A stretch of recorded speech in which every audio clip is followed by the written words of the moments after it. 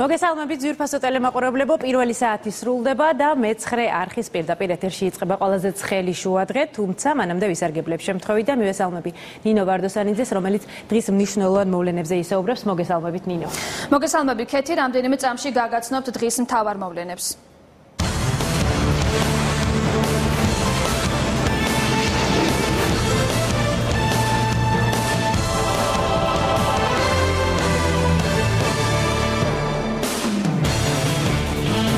ვითარება იძაბება რუსთაველის გამზირზე, სადაც ხელმსადენი გაზი გაუშვეს. აქციის მონაწილეებს შორის ფიზიკური დაპირისპირება დაიწყო, რის გამოც პოლიცია იძულებული გახდა გაზის გაშვების გადაწყვეტილება მიიღო. ჩვენ ახლა საშუალება გვაქვს თვალყური ვადევნოთ, რა ხდება რუსთაველის გამზირზე და მოვლენათა ეპიცენტრში. როგორც კადრში ხედავთ, პოლიცია ცდილობს წესრიგის დაცვას და ამ წუთებში აქციის მონაწილეებს შორის ფიზიკური დაპირისპირებაა.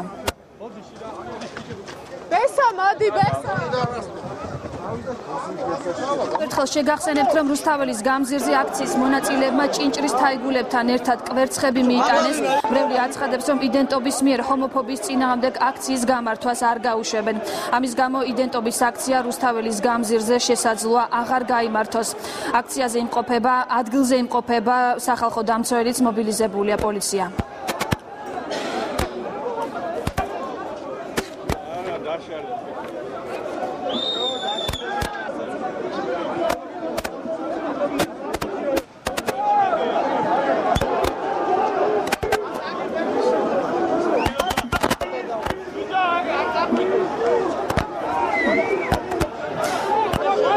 მე კიდევ ერთხელ შეგახსენებთ, რომ მასალას რუსთაველის გამზირიდან ამ წუთებში ვიღებთ და სწორედ დაუმონტაჟებელ მასალას ადევნებთ თვალყურს. თქვენ ახლა მე-9 არხის პირდაპირ ეთერში.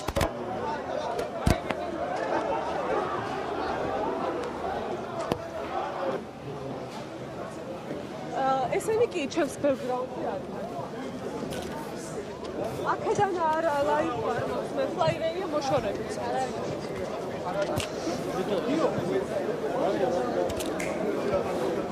ისინი სად არიან გეები?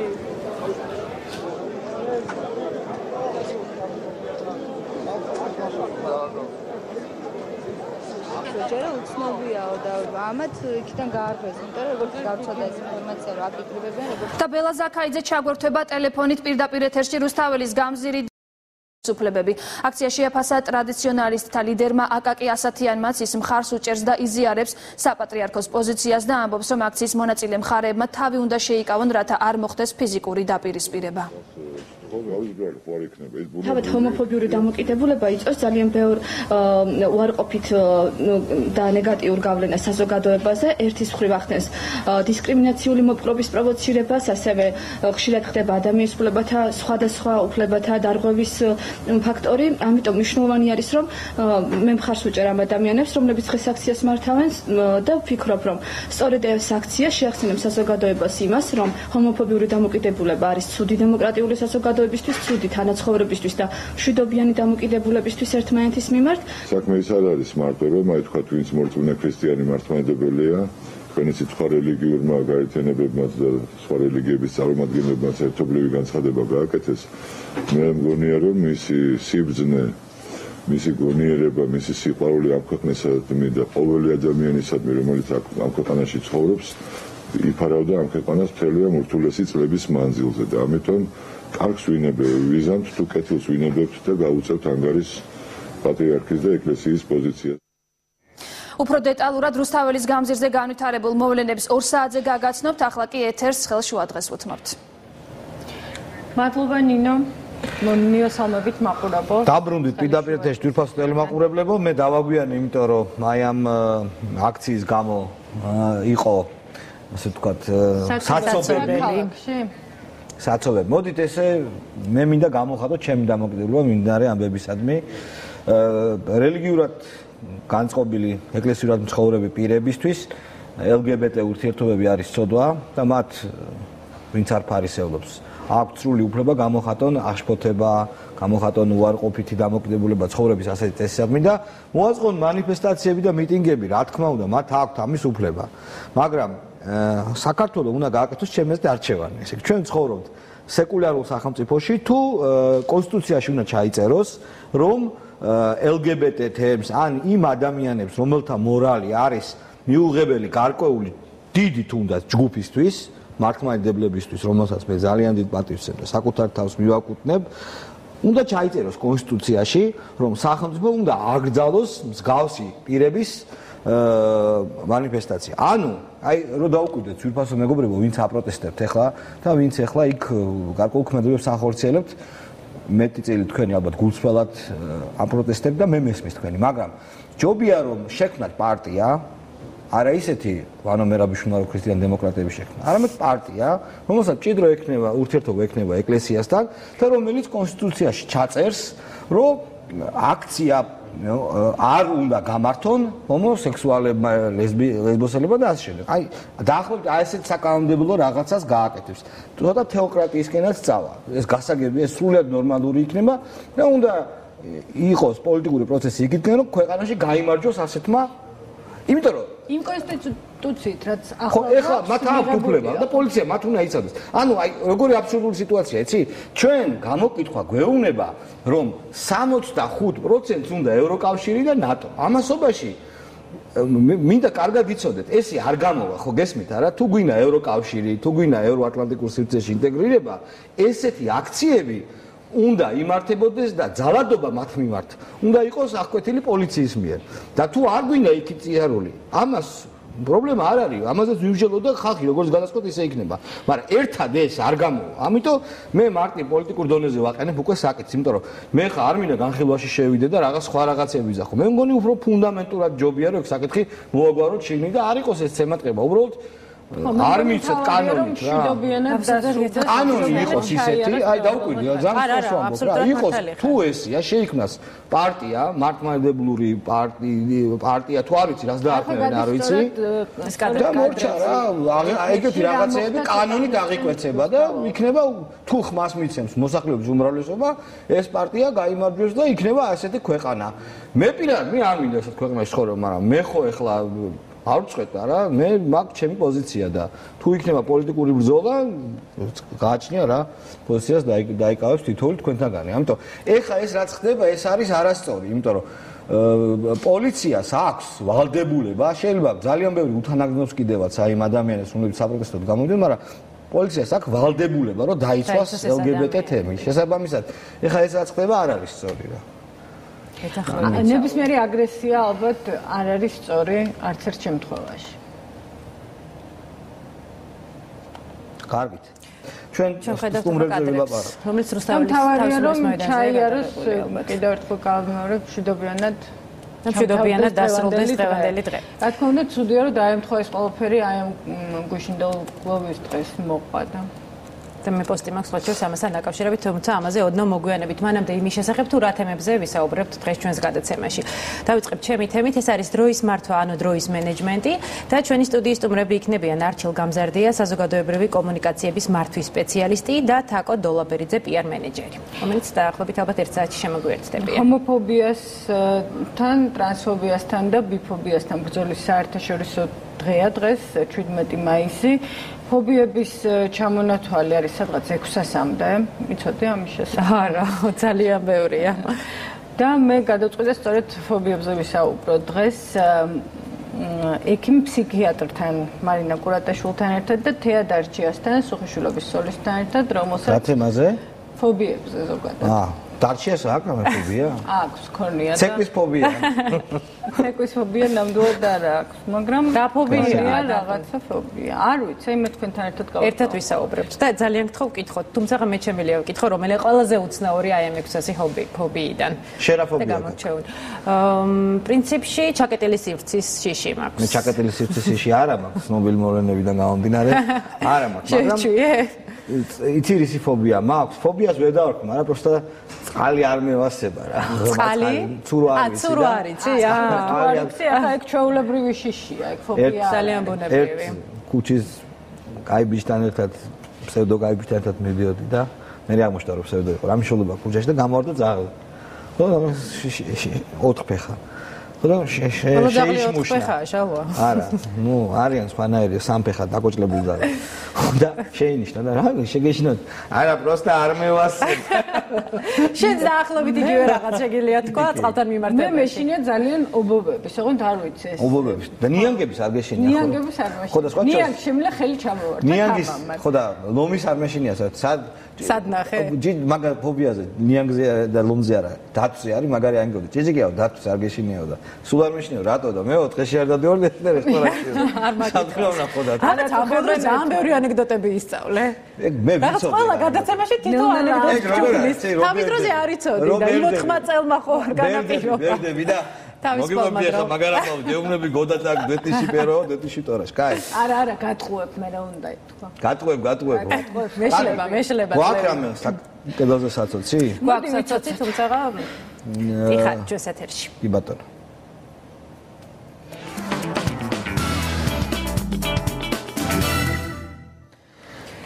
აი მე ასეთი სტატუსი ვნახე მზარავს ამდენი ჰომოფობის არსებობა სხვათა შორის გუშინდა დღეს გონია რომ მარკ ცუკერბერგი ან თავს მოიკლავს ან ეს Facebook-ი აფეთქდება ისეთი ხდება ორად გაიყო ქართული საზოგადოება ისევ და მიდის ბრძოლა დიდი შეჯახება და შემდეგ თემას მეცხრა მზარავს ამდენი ჰომოფობის არსებობა და ამ ყველაფერს რომ მოყვება კითხვა ბიჭი ყავს და გინდა რომ ასეთი გამოვიდეს მე ყველაფერს გავაკეთებ იმისთვის რომ ჩემი შვილი თქვენარი ღვარწნიანი ჰომოფობი არ გამოვიდესო და დანარჩენი მისი საქმეაო დავწერო შეიძლება საკუთარი მე წავიკითხე სხვათა შორის შენი სტატუსებიც ძალიან დიდი იყო და უბრალოდ ვიფიქრე რომ რაღაც ვერ მოვასწრებდი ამას ყველაფერს წაიკი პირდაპირ ეთერში თმაშა მე მაგალითად მაქვს წესი ჩემს Facebook გვერდზე ყველას ვაკომენტებინებ მარტო ქართულით ლათინურით შლი და ესეთი სტატუსი და მამული შვილნო ჰომოსექსუალისტების გამანადგურებელი კომენტებს არ უსწერამთ დაწერეთ ეროვნული ანბანი ნუ დაწერეთ იმ ქვეყნის ალფაბეტით სადაც ჰომოსექსუალისტებსა გზას აძლევენ მე მგონი სწორია ჩვენი საერთო მეგობარი წერს შალვა აი ეს პრადვინუტი ტიპები გეებს რომ თავგადაკლული იცავენ და რომ ვინმე ნაცნობი გეი აღმოჩნდება და უცებ რომ იტყვიან შეიწყადებენ შენ იცი რომ შონზო მივიდა აქციაზე ხო რაღაც ამაზეც იყო ძალიან დიდი მითქმა მოდგა უბრალოდ დავიბენ იქ საუბარი იყო რომ ვისი ნათლია ნეტა თუ იცის თუ ახსოვს უბრალოდ ვერ მივხვდი გოგა ხაჩიძე რო შონზოს მეგობარი იყო ვიცი მაგრამ მე მგონი ამასთან კავშირი არ აქვს შონზო მივიდა სად მივიდა დავა კონკრეტოდ არა ნუ ქართული ჩვენი ეროვნულ აქციაზე მივიდა შონზო და რო კითხეს რომ რატო მე ჩემ მოძღვართან ერთად თავარო რა საოცარია შონზოს ტრანსფორმირება ასეთად არის ძალიან უცნაური და შენ კიდე გიკურს ესეთი რაღაცეები შალვა 10 წელი გავიდა მას შემდეგ და ადამიანები სხვადასხვა მიმართულებით წავიდნენ ტრანსფორმირება ნაცმოძელად ძალიან გამიკვირდა და იყრიდა სადაც გარე არ ვიცი რომელიღაც რაიონში კენჭს ვარკეთილში თუ ამშობლობად შემდეგ ნაკლებად გამიკვირდა ხალხის წიაღში დაბრუნება როცა შეერთო უარი თქვა ატროშანზე და ჩვენთან გადმოვიდა ხალხის ხარეს და რაც მოძიდან წამოვიდა მაგრამ იმენა დიდი სისწრაფით წამოვიდა იქიდან იტყვა რომ აქ შუაში ვერ დაამოხტა და ძალიან იქით წავიდა ჩასრიალდა და გამოდის ახლა აი ესეთი მოსაზრებაც არის რომ 17 მაისის თელის ეს აღლუმბანა ხელოვნურად გაღვივებული მუგუზალია ხოლო სამაგიეროდ სააკაშვილი და ბოკერია იმაზე ოცნებობენ რომ 17 მაისს რაიმე ექსცესი მოხდესო გუშინის ვაჟკაცების გლოვის დღე იყო, ჯერ დაკრძალულებიც არ არიან და საზოგადოების ეს უჯიშო გადაგვარებული ნაწილი ჭრელა-ჭრულა აღლომის გამართვას აპირებს. ადრე არის ეს ალბათ დილის აღწერილი ნამოსი არა აქვს. და ეს იუმორნარევი პოსტებიც არის. გეი ხარეთ ვერ მithქვამს ჭეშმარიტი პატრიოტების და ღვთისმოსავების შიშითო. აი ეს არის მაგდა კალანდაძის გვერდი, მაგდა კალანდაძე ერთ-ერთი აქტივისტი LGBT და 19 წუთის წინ დაწერა მგონი ცოცხლები ვართ, დაწერეთ ვინ როგორ არის. შემდეგ ნუ გეშინია ცოტა ხნის წინ. პრინციპში რაღაც არა მგონი ასე რთულადაც რომ არა ზოგადად თელი ამდენი მოსახლეობის ასეთი მასების კონსოლიდირება 30 LGBT აქტივისტის ან 40 LGBT აქტივისტის წინააღმდეგ არ ღირდა ნამდვილად. არ ღირდაზე არ არის, აი როგორ გითხრათ, მე ყველაფერი მესმის სხვა ჩვენი სტუმარი ვინც იქნება იმას ქალბატონ ლელა გაფრინდაშვილთან, ლელასთან დავილაპარაკებთ ამ თემაზე და მე ჩემს პოზიციას იტყვის ის თავისას. საერთოდ სხვა რაღაცებზე აქ სასაუბრო, რატო არის, რატო აღიქვავს ხალხი ესე მტკივნეულად. საოცრად არა ვარ მომხრე, ძალიან არა ვარ მომხრე იმ პოზიციისა, რომ ვიღაც ეგრეთ წოდებულმა პრადვინუტმა ტიპებმა ამ ადამიანებს, რომელსაც გულწრფელად აქვთ რაღაც ფობიები და შიშები და ან თავიანთ პოზიციას რელიგიურობიდან გამომდინარე ამტკიცებენ, მათ რაღაც დავცინოთ ან კილიკი და ბნელები უწოდოთ. ეს არ არის სწორი, კონტრპროდუქტიულია, მაგრამ ანალიზი განხილვა იმისა თუ რა ხდება, რატომ არის ასეთი მტკივნეული, ეს არის საჭირო. საჭიროა, რატო არის ასეთი აგრესია, რატო სურთ ამათი ცემა, მოკლა, განადგურება. აი ეს არის ძალიან მნიშვნელოვანი. ამის დადგენა, ამაზე რაღაც კილიკი ან რაღაც შეურაცხყოფელი სიტყვების თქმა კი არ არის. საინტერესოა შევისწავლოთ რატო ხდება ეს ასე. ეს ძალიან მნიშვნელოვანია. გონცა გორდეზიანი წერს ჩვენი პროდიუსერი, ერთი კონა ჭინჭარი მჭირდება წნევიანებისთვისო და საქართველოში ამდენი უმუშევარიაო? კითხვის ნიშანი. გეთი ხოთიანის სტატუსი. ხო, ხაჭვე ძალიან ბევრი უმუშევარია. ეს ხო ისედაც ვიცოდეთ. კი ბატონო. პოსტის მიდამოებში ბევრი პატრული და უფრო მეტი ვარდისფერი ტაქსი დგასო. ჭინჭრების რევოლუცია. ხო, ბასიმ კალავიშვილი მოვიდა. კარგად ცნობილი პერსონაჟი ბასიმ კალავიშვილი, რომელიც ჭინჭრებით მოვიდა მისი მრევლი. მე მომწონს ბიძინა ივანიშვილის პოზიცია, ძალიან სწორი პოზიციაა. ცალსახად ითქვა, რომ ნებისმიერი ორიენტაციის მქონე პირს აქვს კონსტიტუციით მინიჭებული უფლება გამოხატოს თავისი აზრი, წერტილი. ჩვენ ვართ ცხოვრობ სეკულარულ სახელმწიფოში და თუ სხვანაირ სახელმწიფოში გვინდა ცხოვრება, ამაზე რაღაცნაირი პოლიტიკური კონსენსუსიც ერში უნდა შედგეს. აი ხა ინბოქსში მწერენ, რომ არაფერი ისეთი არ ხდებაო. გეი აქციის დევიზი. ინფორმაცია. ჩემს რუსთაველზე ტანტალი ნუ მომიშალოს ღმერთმა. ხო, თვითირონია ხანდახან კიდე არის რამე საინტერესო? კი, მე მგონი აქ უამრავი აი რატომ აქვს უფლება ჩაატაროს აქცია ყოველად გამოუსადეგარ პოლიტიკურ ძალას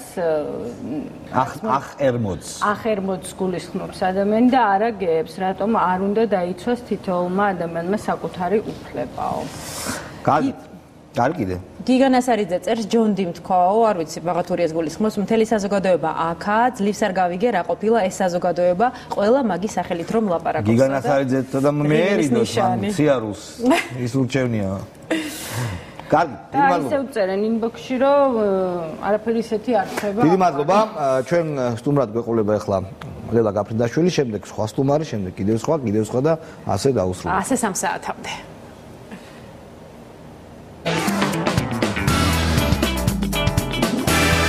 დაბრუნდით პირდაპირ ეთერში, ლელა გაფრინდაშვილი არის ჩვენი განცემის სტუმარი, მოგესალმები. ლელა, მოკლედ დაიწყე, მოკლედ თქვი ჯერ შენი განწყობა იმასთან რაც ხდება დღეს ახლა თბილისის ქუჩებში. კი ბატონო, არ ვიცი ახლა მე ბევრი აქ ვნახე მხოლოდ კადრები, სახში არ მინახავს ეს კადრი. ყველაზე მნიშვნელოვანი რაც არის, რომ ყოველთვის ამ თემაზე საუბარი იწყება რაღაცა ესკალაციური ფონის და ესეთი ვნებათა ღელვის, ასე ვთქვათ, ფონზე. მაშინ, როდესაც ეს არის სერიოზული საკითხი ზოგადად და საზოგადოება უფრო ღრმად უნდა მსჯელობდეს, ვთქვათ, რა პრობლემა არის ეს.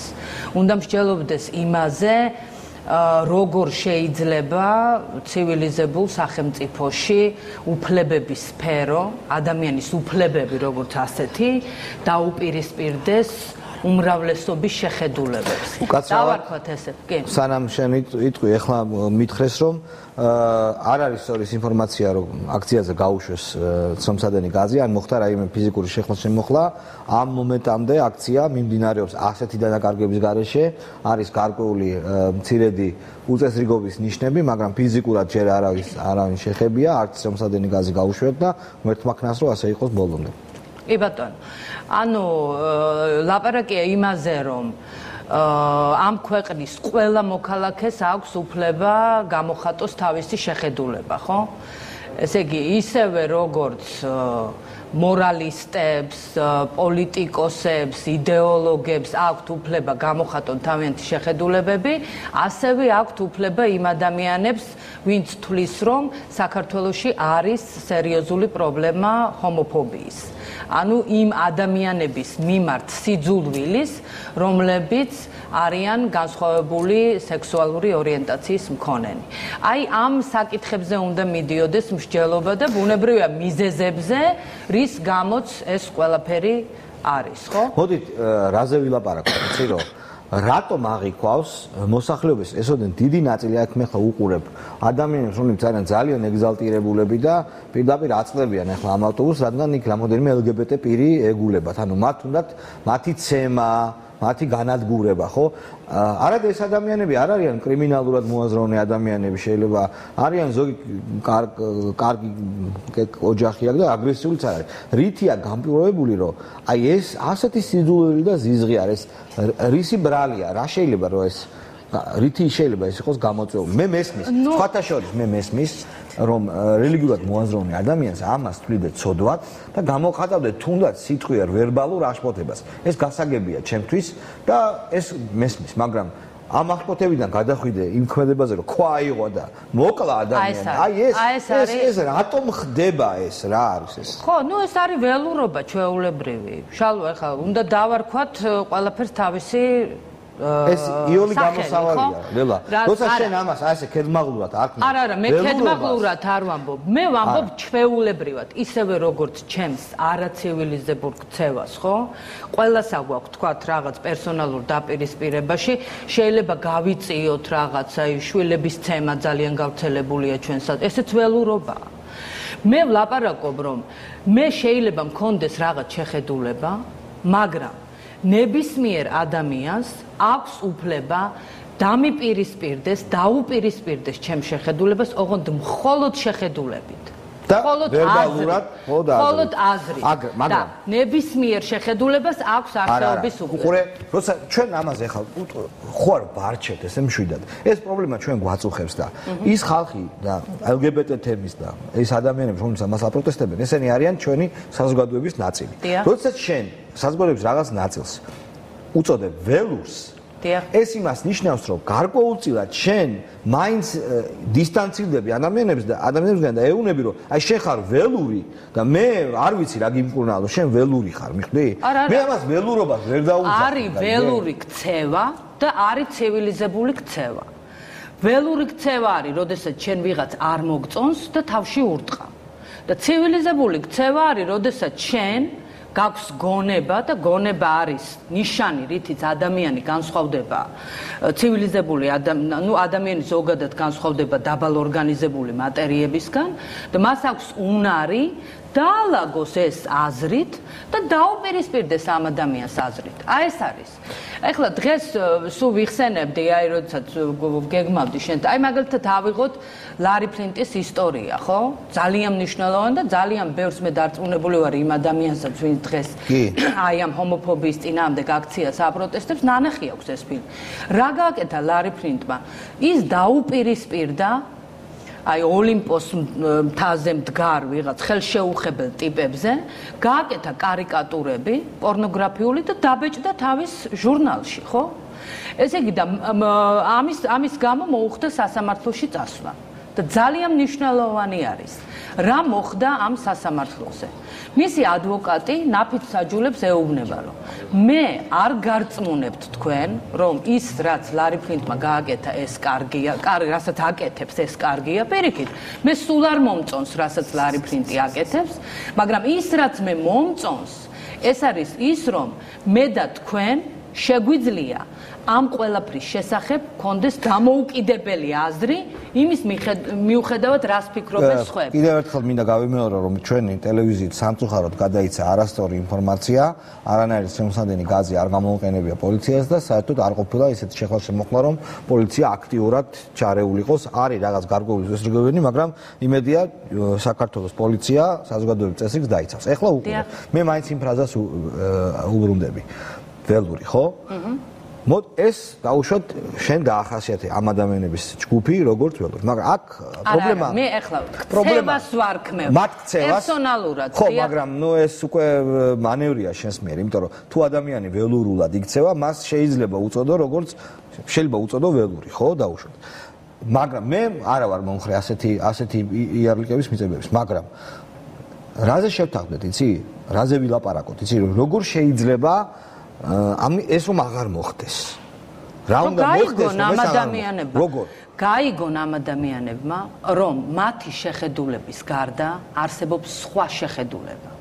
მათი მსგავსების გარდა არსებობენ მათგან განსხვავებულები, რადიკალურად განსხვავებული ადამიანებიც.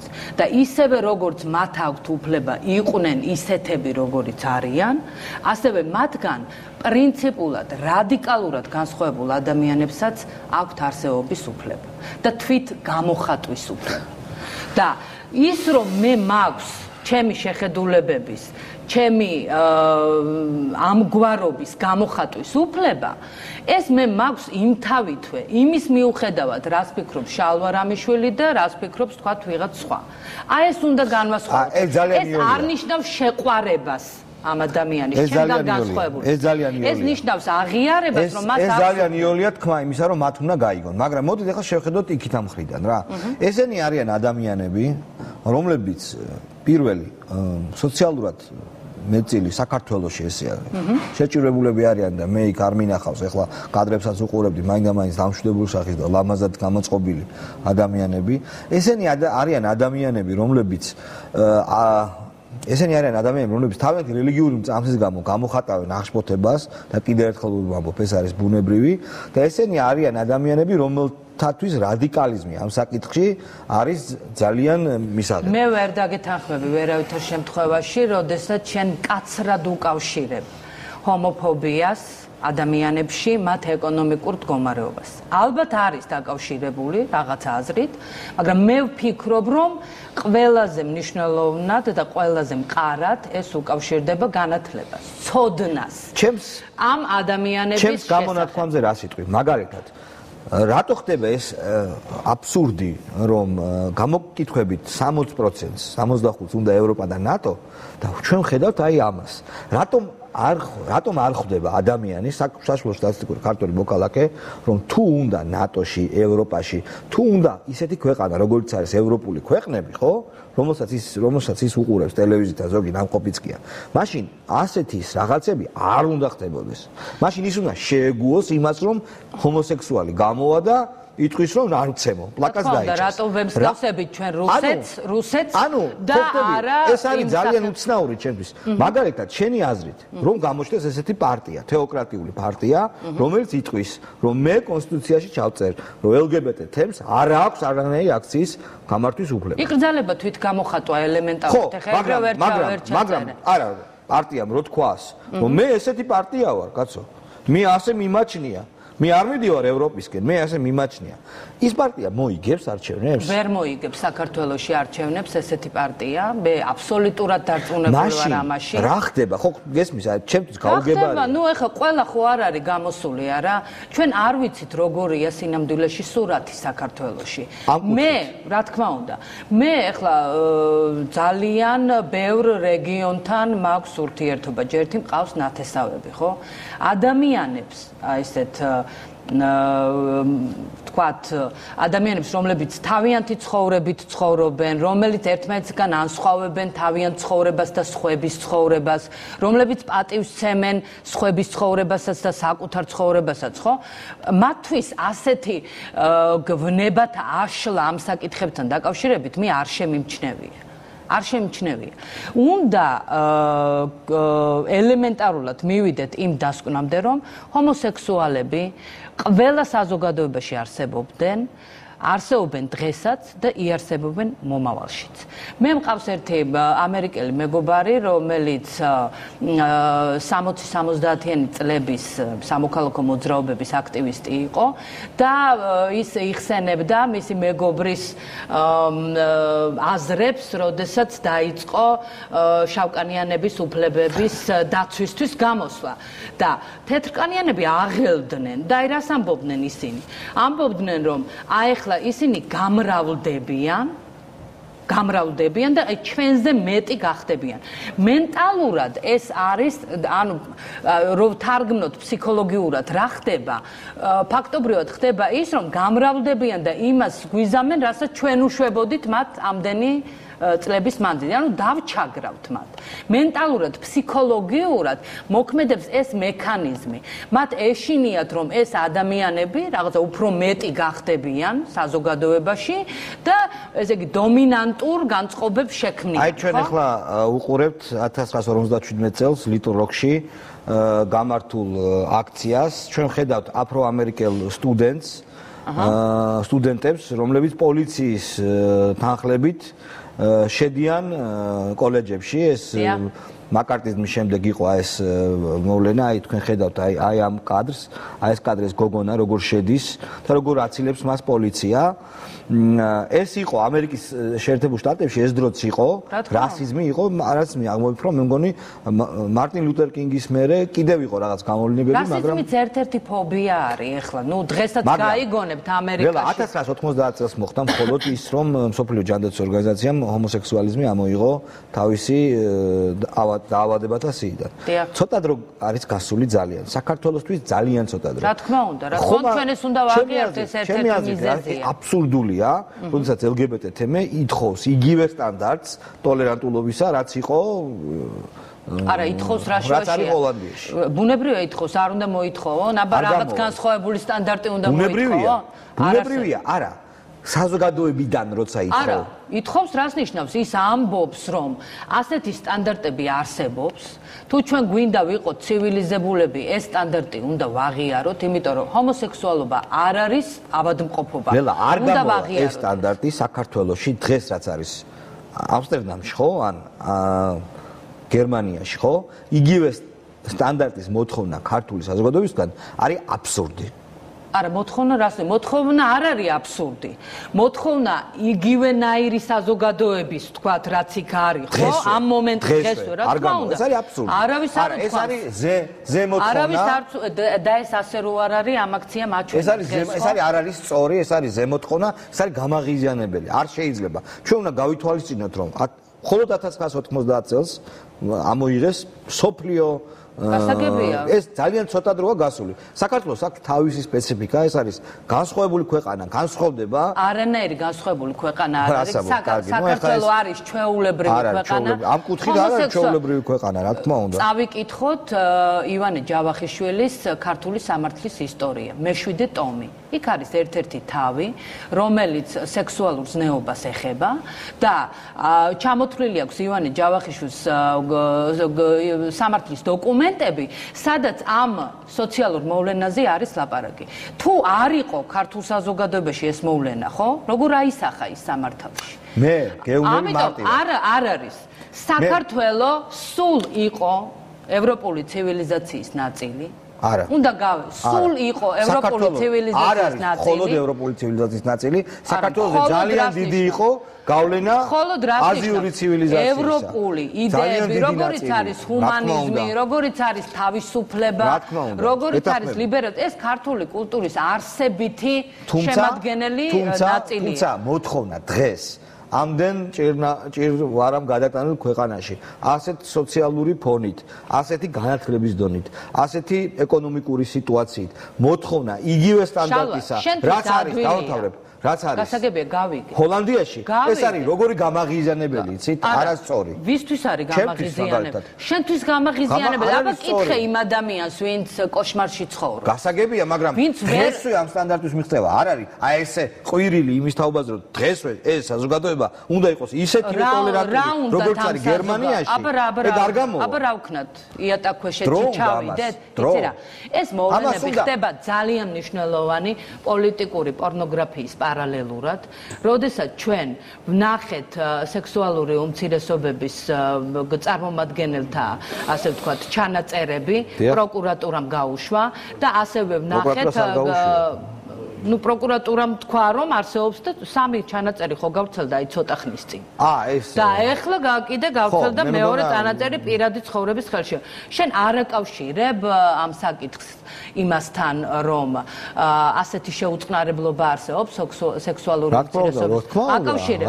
ამიტომ უნდა დააკავშირო ისიც, რომ ეს მოთხოვნა უნდა არსებობდეს. არა, ეს მოთხოვნა ჩემი უსაფრთხოება, არაგონიურულია, რომ იყოს. შენი უსაფრთხოებას და ნებისმიერი მოქალაქის უსაფრთხოება არა სტოპ რატო ნუ მაჩერე უსაფრთხოებაზე არ არის ის რომ ძალადობა უნდა შეწყდეს მაგრამ კიდევ ერთხელ ვამბობ ძალადობა დაუშვებელია წერტილი ამაზე არ ვკამათობთ დამთავრდა არ შეიძლება მაგრამ სტანდარტი იგივე საზოგადოებრივი სტანდარტი რას ნიშნავს პიროვნული თავისუფლება არის სტანდარტი ის რომ მაგალითად საზოგადოებაში მოსახლეობის უდიდეს ფენებში არ უნდა იყოს რას ნიშნავს უდიდესი ფენები გამოვიდეთ ამ შთელობიდან არ ვლაპარაკობ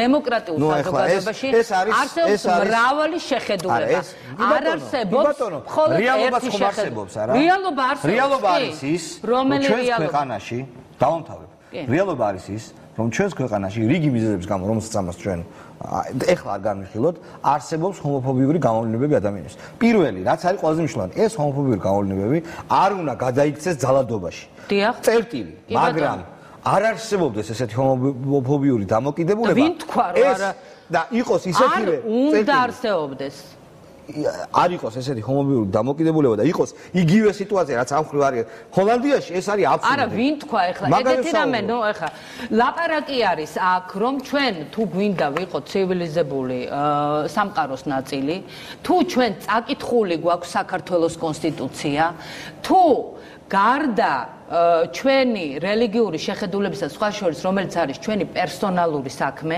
ჩემი პირადი საქმეა რელიგიური შეხედულების მიხედვით რას ვფიქრობ, მაგრამ ჩვენ ვართ ამავე დროს მოქალაქეები, ხო? აქ უკვე რელიგიური კანონის სფეროში არა ვართ ჩვენ. ჩვენ ვართ კონსტიტუციის სფეროში, არ არის ანბანური როგორც ჩანს. როგორც ჩანს არ არის ანბანური ჭეშმარიტება და ამიტომ წავიკითხოთ კონსტიტუცია და წავიკითხოთ ადამიანის უფლებები დეკლარაცია და დავიცვათ ეს დიდი მადლობა რელა არ დახვიდე ჯერ გამოაცხადო რომ დამთავრდა და მერე წადი კი ბატონო ლელა გაბდაშვილი იყო ჩვენი გადაცემის ჭინჭრის მოტანას ვაპირებდი სხვათა შორის მაგრამ ვერ ჭინჭრის მურაბას აკეთებ არა მურაბას არა მოტანას ვაპირებდი ჭინჭრის ხალი მურაბა შეგიძლია რომ გააკეთო რატო იმას კარგად დამბალ ხაჭოს კარგად დაკეთებ? დამბალ ხაჭოს ვარ. კარგი, დიდი მადლობა. ლელა გაბინაშვილი იყო ჩვენი გადაცემის სტუმარი და ველოდებით შემდეგ სტუმარს რეკლამის შემდეგ.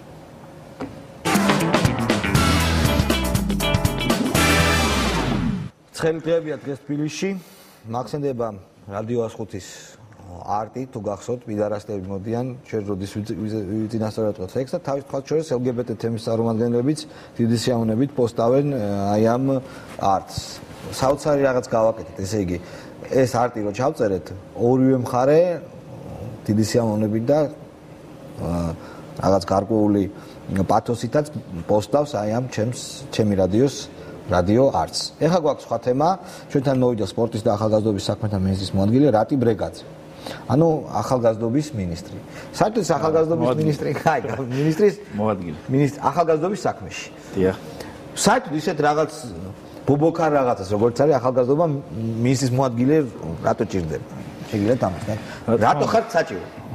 პირველ რიგში მოგესალმებით და მოგესალმებით ასევე თქვენ ტელემაყურებელს და რაც შეეხება რატო არის საჭირო ახალგაზრდობა ეს არის ერთ-ერთი ყველაზე დიდი სეგმენტი მოსახლეობაში რომელსაც ფორმალური განათლების პარალელურად რასაც ახორციელებს უშუალოდ განათლების სამინისტრო ჭირდება არაფორმალური განათლება რაც გულისხმობს განათლების იმ სახეობას რომელიც ხორციელდება სასწავლო დაწესებულებისა და ოჯახის მიერ. მოვილაპარაკოთ რამეზე თუ შეიძლება.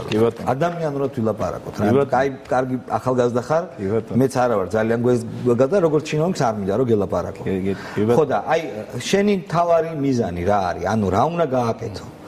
რა არის? აი რა უნდა ანუ ეს ახალგაზრდობა რაღაცნაირად უნდა დაარაზმო, უნდა გაართო, უნდა ჩამოვაყალიბო რაღაცად თუ აი რა გინდა რის გაკეთება გინდა მაშინ რაც შეეხება თუ რა გვინდა ძალიან ისე გულწრფელად და ულახდილად ვისაუბროთ პირველ რიგში გვინდა ის რომ ახალგაზრდობა თანამედროვე ახალგაზრდობა გაიზარდოს ისე რომელსაც ეცოდინება და ძალიან კარგად ექნება გათავისუფლებული თუ როგორ იმართება სახელმწიფო და ეცოდინება თუ რა არის სამოქალაქო საზოგადოება კერძოდ ის არ იქნება ერთი პიროვნების ნებაზე დამოკიდებული და მას ეცოდინება რომ ხელისუფლება არის მათ მიერ დაქირავებული რამე ღონისძიებებს აპირებთ ამ კუთხით გეტყვით? აი რა გუნა გაკეთდეს ეს? კი ბატონო. ანუ მთელი ჩვენი პროგრამა სამინისტროს ასევე ბავშვთა და ახალგაზრდობის ეროვნული ცენტრის მომართულია სწორედ ამ მთავარ მიზანზე.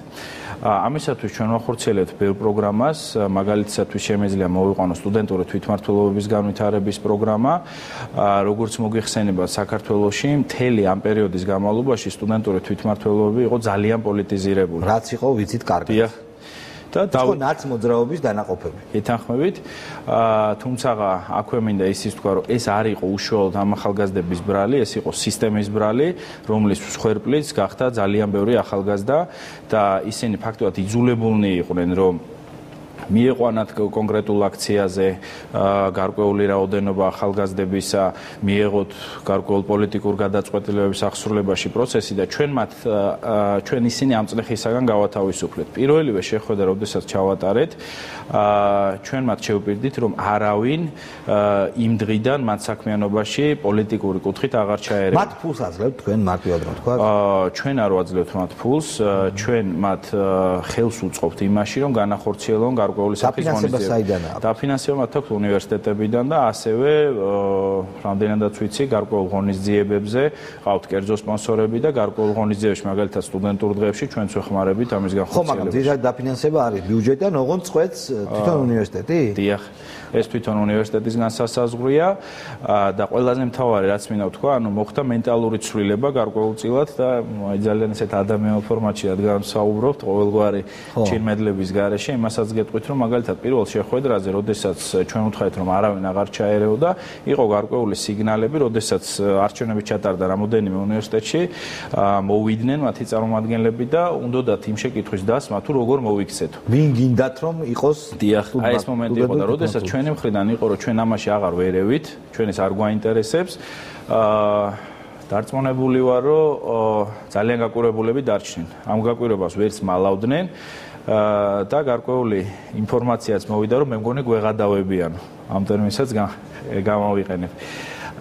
შესაბამისად, ჩვენ მაქსიმალურად ვცდილობთ, რომ ეს მენტალური ცვლილება მოხდეს. გარდა ამისაც, აუცილებლად უნდა აღვნიშნო, მე თვითონ ჩართული ვიყავი თვითმმართველობებში და ამიტომ მინდა ვთქვა, რომ ის რაც მაგალითად ეხა მოხდა, რაღაც პოლიტიკურ რეკლამად არ ჩამითვალოთ, მაგრამ ნამდვილად არასოდეს არ მომხდარა, რომ ყველა უნივერსიტეტის წარმომადგენელი თვითმმართველობებიდან და ასევე დაინტერესებული ჯგუფები დასხნენ ერთ მაგიდაზე და თავად საუბრობენ იმ ნაკლოვანებებზე, რომელიც სისტემას აქვს და თავად დაიწყეს გადაჭრის გზების ძიება. ერთ წელიწადში რა მოხდება? ანუ თქვენ დაიწყეთ საქმიანობა, აი რა გინდათ რომ მიიღოთ ერთ წელიწადში? აი ერთ წელიწადში. კონკრეტულად ვილაპარაკო. კი ბატონო.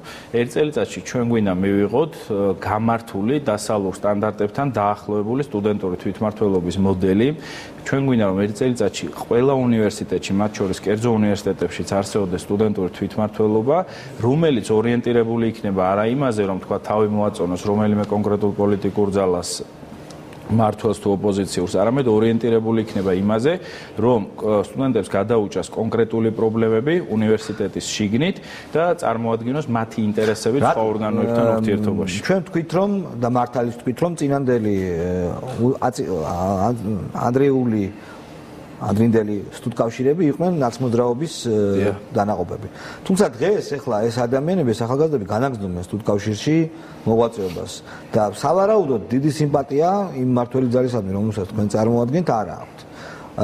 თქვენ გინდათ მითხრათ, შენ გინდა მითხრა, რომ საერთოდ არ ერევით და არც გაღელვებთ ეგ საკითხი, რომ შეიძლება თვითონ ამ ადამიანებმა რაღაც ანტი-ოცნებისტური პოლიტიკა აწარმოონ სტუდენტებში? არ გაღელვებთ? ამ შემთხვევაში ეხა გიპასუხებთ მაშინ ამგვარად, მე თვითონ მაგალითად როგორც ასე ვთქვათ, საჯარო მოხელე ვახორციელებ ვალდებული ვარ და კანონიც მოვალდებულებს, რომ ჩემი უფლებამოსილება განვახორციელო ყოველგვარი პარტიული ინტერესის გარეშე, მაგრამ მე ამავდროულად ვარ თქვათ პარტიის ერთ-ერთი დამფუძნებელი წევრის და ბუნებრივია დაინტერესებული ვარ იმაში, რომ შემდგომშიც იქნება ეს პარტია თუ კოალიციური რეჟიმი ამ გუნდმა მოიპოვოს გამარჯვება.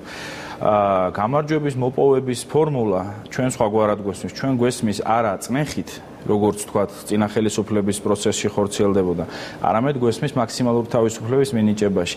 რაც შეეხება უშუალოდ სტუდენტურ თვითმმართველობის წარმომადგენლებს, თქვი კიდევაც და ეხაც გავიმეორებ, რომ თავად ესენი არ იყვნენ დამნაშავეები. დამნაშავე იყო სისტემა, რომელსაც წნეხის ქვეშ ყავდა ეს ბავშვები და თუ შეიძლება აი ვიტყვი, ის ეფექტი რაც მოხდა, მაგალითად, ჩვენ ისინი გავათავისუფლეთ პოლიტიკური წნეხისაგან. და ისინი უკვე თავად ხვდებიან, მათ თავად გაიგეს თავისუფლების გემო და თავისუფლებას რომ ალტერნატივა არ აქვს. ამას მე მგონი დასტურიც არ ჭირდება და ელემენტარულად ალბათ არაერთხელ გინახავთ, თუნდაც სავალი გზის ნაწილზე შუაში ამოსული მცენარე, რაც იმის დასტურია, რომ თავისუფლებას, როგორც უკვე ვთქვი, მართლაც ალტერნატივა არ გააჩნიათ. ჩვენ ასე ვთქვათ, ამ შემთხვევაში ვსაუბრობ, როგორც ვთქვათ, პოლიტიკური პარტიის წევრი, იმისათვის, რომ შემდგომშიც ბუნებრივია ჩვენი ინტერესი მდგომარეობს იმაში, რომ პარტიამ გაიმარჯვოს, ჩვენ ალტერნატივას, ასე ვთქვათ, ამორჩეულის ხმის მოპოვებაში, ვხედავთ მისთვის თავისუფლების მინიჭებაში და მისთვის ზრუნვაში. აი მაგალითისათვის გეტყვით კიდევ ერთ რაღაცას, იმისათვის, რომ თქვენს დარწმუნდეთ, რომ ჩვენ, ასე ვთქვათ, შევეცადეთ ყოველ შემთხვევაში მოусპოთ ის სისტემა, სადაც გადაწყვეტილებას იღებდა მხოლოდ ერთი ადამიანი. აი ერთ შეკითხვას მეც დაგისვათ. თქვენი აზრით სპორტისა და ახალგაზრდობის საქმეთა სამინისტროში, რომელსაც ქონდა დაახლოებით 70 მილიონი ბიუჯეტი და რომელიც ამ ხელისფეროებს, როგორც არის ახალგაზრდული პოლიტიკა და სპორტის პოლიტიკა განსაზღვრავს, რამდენი ადამიანი ეყოლებოდა ანალიტიკურ დეპარტამენტში? 2. მინდა გითხრათ, რომ ანალიტიკური დეპარტამენტი საერთოდ არ არსებობდა და ანალიტიკური დეპარტამენტი შევქმნით ახალი ხელმძღვანელობის პირობებში იმისათვის, რომ ჩვენი ორიენტირება მოხდეს საზოგადოების პრობლემებზე, გავიგოთ მათ რა აწუხებთ და ამაზე მოვახდინოთ კონცენტრაცია და არა გააკეთეთ რატი. ყველაზე ძალიან რომელი პროექტი მოგწონს. გააკეთე რეკლამირება შენს მიერ გაკეთებული საქმის. ერთი პროექტი დაასახელე კონკრეტულად. კი ბატონო. რამდენიმე არის, რომელიც მე პირადად ძალიან მომწონს. ესე ვილაპარაკებ ჯერ. კი გენაცვალე. ეს არის სტუდენტური თვითმმართველობის განვითარების კომისია, რომელიც როგორც გითხარით, შეიქმნა და რომელშიც შედის საქართველოს თითქმის ყველა უნივერსიტეტის სტუდენტური თვითმმართველობის და ასევე სხვა სასწავლო ჯგუფების წარმომადგენლები. ამ კომისიის საქმიანობას რაც შეეხება, კომისიას ძირითადი მიზანია მოახდინოს სტუდენტური თვითმმართველობის სისტემის რეფორმა. მიმდინარეობს დაყოფილია სხვადასხვა ჯგუფებად, კერძოდ აღარ დავკონკრეტები, რომ არ თქვენ დაგღალოთ და არც მაყურებელი ზედმეტი დეტალებით და მიმდინარეობს თემატური მუშაობა. ასევე ჩვენ სტუდენტური თვითმმართველობის კომისია გვყავდა წაყვანილი გერმანიაში, მაგალითად ზაარლანდის უნივერსიტეტში, რომელიც სტუდენტური თვითმმართველობების თვალსაზრისით ევროპაში ერთ-ერთ წარმატებულ მოდელად ითვლება და მათ გაიზიარეს ასევე გამოცდილება. და კიდევ ერთი დეტალი, აი როცა ვსაუბრობთ გარკვეულ მენტალურ ცვლილებაზე, ჩვენ ეს ჯგუფი არ დაგვიკომპლექტებია. ვინ დააკომპლექტა ეს ჯგუფი? ეს თავად დააკომპლექტა თვითონ კომისიამ. კერძოდ, დავსვით ერთი კრიტერიუმი, რომ აუცილებელი იყო ენის ცოდნა და მათ თავად აირჩიეს წარმომადგენლები, რომ სხვა ინსტიტუტები, უნივერსიტეტები. თვითონ კომისიის შიგნიდან 65 კაცი არის, თუ არ ვწდები, ხა არამერიო სუსტი ციფრი, მათ თვითონ აირჩიეს 10 კაცი, რომელიც იქ უნდა წასულიყო. ასევე იყვნენ ლიტვაში. ეს თავად აირჩიეს. თვითმმართველობა წყვეტს თუ არა რაღაც გარკვეული ფინანსური თუ სხვა სახის დახმარებებს ნიჭიერი სტუდენტებისადმი, მაგალითად. სტუდენტურ თვითმმართველობას გულისხმობთ, ხო? ცხადია. უშუალოდ პროგრამულ საქმიანობაში ჩვენ არ ვერევით. ხო.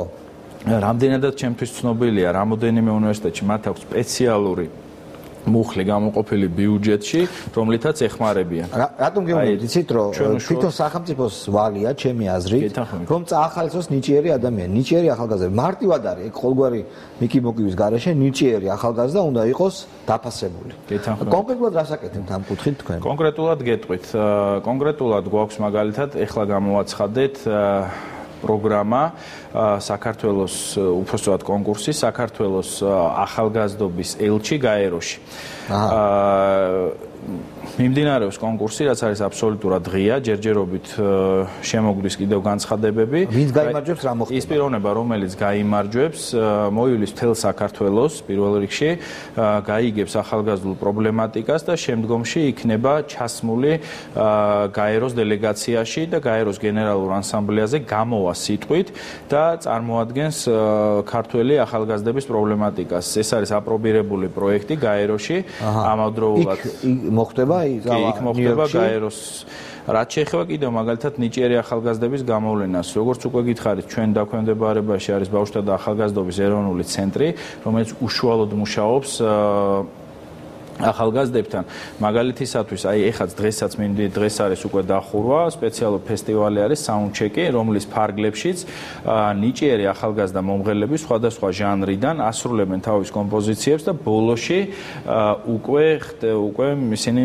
ასე ვთქვათ ასრულებენ თავიანთ კომპოზიციას ცნობილ რა ხეირი ხე დავიმარჯვე სადღაც მე კი ბატონო ხეირი არის ის რომ მაგალითად ახალგაზრდა ხელოვანს როცა გულისხმობთ ან შემსრულებელს პოპულარიზაცია პირველ რიგში პოპულარიზაცია და ხელოვანს რა უნდა ხელოვანს სჭირდება სცენა ხელოვანს სჭირდება ის რომ თავისი ნაწარმოები წარმოუდგინოს მაყურებელს და იქნებინო აღმოაჩინოს აი ეს არის კიდევ როგორ უწყობთ ხელს მაგალითად ჩვენთან ასევე არის ფონდი ბავშვთა და ახალგაზრდობის ფონდი რომელიც უშუალოდ თანხებს სახელმწიფო სახსრებს გასცემს არასამთავრობო ორგანიზაციებზე გრანტებზე დიახ გრანტებზე გვაქვს გარკვეული პრიორიტეტები გამოცხადებული გვაქვს გარკვეული პრიორიტეტები და თუ შეესაბამება ამ პრიორიტეტებს. რამდენი გაეცით უკვე? ან რამდენს აპირებთ?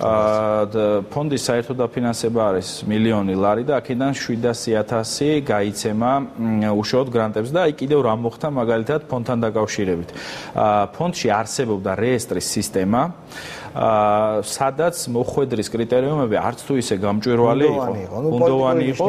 დიახ და მაგალითისათვის რომ ვთქვათ, შეტანა შეეძლო მხოლოდ ახალგაზრდულ ორგანიზაციას. ახალგაზრდული ორგანიზაცია კი იყო ის ორგანიზაცია, რომლის წევრთა საერთო რაოდენობის 2/3, მინიმუმ 2/3 უნდა ყოფილიყო 26 წლამდე. როდესაც ამოვიღეთ ამ რეესტრის მონაცემები, მითითებული იყო ისეთი პიროვნებების წარმომადგენლებად, რომლებიც ასაკით ბევრად უფროსებიან საერთოდ აღამოჩნდა. ანუ ეს სისტემა მიხედვით ხო არ იყო? იყო აბსოლუტურად გეთანხმებით პოლიტიკური ლოიალობის მიხედვით.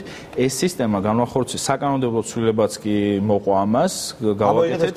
ამოვიღეთ ეს კრიტერიუმი და დღეს თქვენ ეთერსაც ამისთვის გამოვიყენებთ, რომ შეუძლია შემოტანა ნებისმიერ ორგანიზაციას, უკვე განაცხადის შემოტანა და თუ მათ მიერ წარმოდგენილი პროექტი დააკმაყოფილებს მოთხოვნებს, იქნება ასევე დაფინანსებული, ოღონდ უნდა იყოს პროექტი ორიენტირებული ახალგაზრდობაზე. დიდ მადლობა, ჩვენი გადაცემის სტუმარი იყო სპორტისა და ახალგაზრდობის საქმის მინისტრის მოადგილე რატი ბრეგაძე. ჩვენ ნახავთ რეკლამა, შემდეგ საინფორმაციო და შემდეგ ცხელშუა დღეში დაბრუნდებით ძვირფასო მეგობრებო.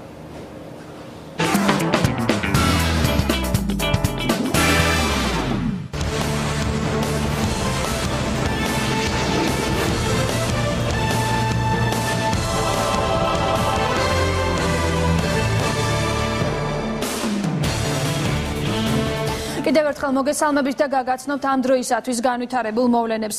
გავრცელებული ინფორმაციაც სილმსადენი აირის გაშვების შესახებ რუსთაველის გამზირზე ჯერჯერობით არ დადასტურდა პოლიცია ამ წუთებში დაპირისპირებული მხარეების გაშველებას ცდილობს. შეხლა-შემოხლა გრძელდება მრევლსა და იმ პირებს შორის, რომლებიც იდენტობის მიერ ორგანიზებულ აქციაზე მისვლას გეგმავენ. აქციის მონაწილეები ფიზიკურად უსწორდებიან არატრადიციული სექსუალური ორიენტაციის მქონე ადამიანების მხარდამჭერებს. თამარ გოგესაშვილი ჩაგვერთვება ეროვნული ბიბლიოთეკის მიმდებარე ტერიტორიიდან. თამარ, რა ხდება ამ წუთებში?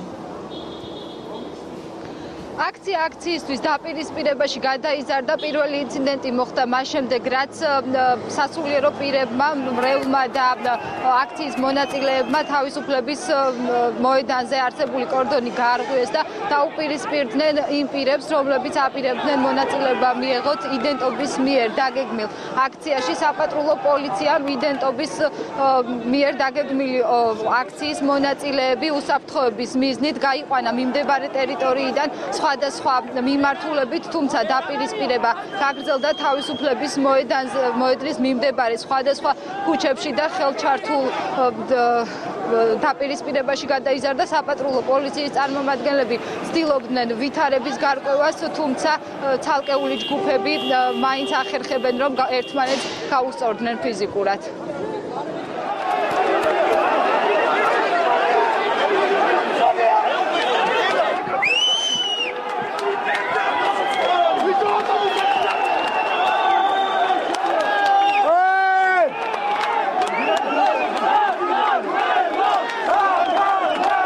აქ იდგა მრევლი, მე ვხედავდი რომ პარაკლის სიხდიდნენ, უგულავას ყვითელი ავტობუსის უგულავას მოყვანილი პროვოკატორები იყვნენ აშკარად, იმიტომ რომ მისივე ყვითელი ავტობუსით მოიყვანეს რამდენიმე ადამიანი იყო, მე როგორც ხედავდი, რაღაც შეურაცხყოფა ვიღაცას მიაღეს, რაღაცა ისროლეს, შემდგომში გაღიზიანებული ხალხი ესე დაიძრა, მაგრამ კონტაქტი მათ შორის არ მოყოლია, მადლობა ღმერთს რომ ხალხმა დაგვიჯერა, ერთნიშნულად მინდა თქვა რომ პოლიცია ივაშკაცა, პოლიცია ძალიან ვაშკაცურად მოიქცა და მე შევამჩნიე რომ ხალხს აქ რაღაცა როგორია პატივისცემა პოლიციის მიმართ, იმიტომ რომ წესიერად იქცეოდა და ნუ შეჩერდა, არ მოხდა არაფერი, უბრალოდ ეს ავტობუსი გაიყვანეს, ჩვენს გავატარებინეთ და პროვოკაცია მოკლედ არ შედგა. თავისუფლების მოედანზე მომხდარი დაპირისპირების შემდეგ მეტრო თავისუფლების მოედანთან გამოჩნდა გოგონა, რომელსაც სახე ჰქონდა დაფარული, მან გაშალა ჰომოფობიის წინააღმდეგ მიმართული პლაკატები, რასაც მოჰყვა აქციის მონაწილეთა მხრიდან აგრესია საპატრულო პოლიციის თანამშრომლებმა. ეს გოგონა გაიყვანეს ვაჩნაძის ქუჩის მიმართულებით, თუმცა მას გაეკიდნენ აქციის მონაწილეები, აყენებდნენ სიტყვიერ შეურაცხყოფას, ასევე დაპირისპირება გაგრძელდა ეროვნული ბიბლიოთეკის მიმდებარე ტერიტორიაზე აქციის მონაწილეებსა და იმ პირებს შორის, რომლებიც აპირებდნენ მიეღოთ მონაწილეობა identობის მიერ დაგეგმილ აქციაში. დაპირისპირების დროს დაზიანდა რამდენიმე ავტომობილი, ასევე დაშავდა საპატრულო პოლიციის წარმომადგენელიც, როგორც ჩვენთვის არის ცნობილი, ამ წუთებშიც მიმდინარეობს გარკვეული დაპირისპირება ქაშვეთის უკან ალექსანდრეს ბაღში. დიდი მადლობა, ეს იყო თამარ გოგესაშვილი. შინაგან საქმეთა სამინისტრო აქციის ყველა მონაწილის უსაფრთხოებას დაიცავს. ეს განცხადება სამინისტროს საზოგადოებასთან ურთიერთობის სამსახურის უფროსმა ნინო გიორგობიანმა გააკეთა, რომელიც რუსთაველის გამზირზე რამდენიმე საათის წინ მივიდა. ადგილზე პოლიცია დილიდან იყო მობილიზებული, სიტუაციის განმუხტვის მიზნით identობის აქციის მონაწილეები პოლიციამ ავტობუსებით გაიყვანა. გითხრათ, რომ პოლიცია კანონის ფარგლებში ყველას უფლებას დაიცავს. თუ არ მიწეს მინდა საშუალება, რომ ჩაატარონ, ამით ხო დაირღვევა გეების უფლებები, რომ ვერ ჩაატარონ. ამ დროისათვის მეც ვერაფერს ვერ ვეთქვი. თქვენ ესაუბრებოდით სამღვდელოების წარმომადგენლებთან დაკავშირებით დამატებით კომენტარს ვერ გავაკეთებ. რუსთაველის გამზირზე ამ დრომდე რჩებიან სასულიერო პირები და მართლმადიდებელი მრევლი. ისინი აცხადებენ, რომ სექსუალური უმცირესობების მხარდასაჭერი აქციის გამართვას არ დაუშვებენ. ბელა ზაქაიძე ჩაგურთება პირდაპირ ეთერში. ბელა, თუ განიმუხტა სიტუაცია, რა ხდება ამ წუთებში რუსთაველის გამზირზე? რუსთაველის გამზირზე კვლავ დაძაბულობაა. ჩვენი ინფორმაციით რუსთაველის გამზირზე ცოტა ხნის წინ იმყოფებოდა შინაგან საქმეთა მინისტრი ირაკლი ღარიბაშვილი. ცოტა ხნის წინ აქ მოხდა ინციდენტი კოლმეურნეობის მოედანზე, სადაც სექსუალური უმცირესობის წარმომადგენლებს უპირისპირდებოდნენ მართლმადიდებლური მრევლის წარმომადგენლები. ისინი ცდილობდნენ, რომ სექსუალური უმცირესობის წარმომადგენლებს დაეტოვებინათ მიმდებარე ტერიტორია.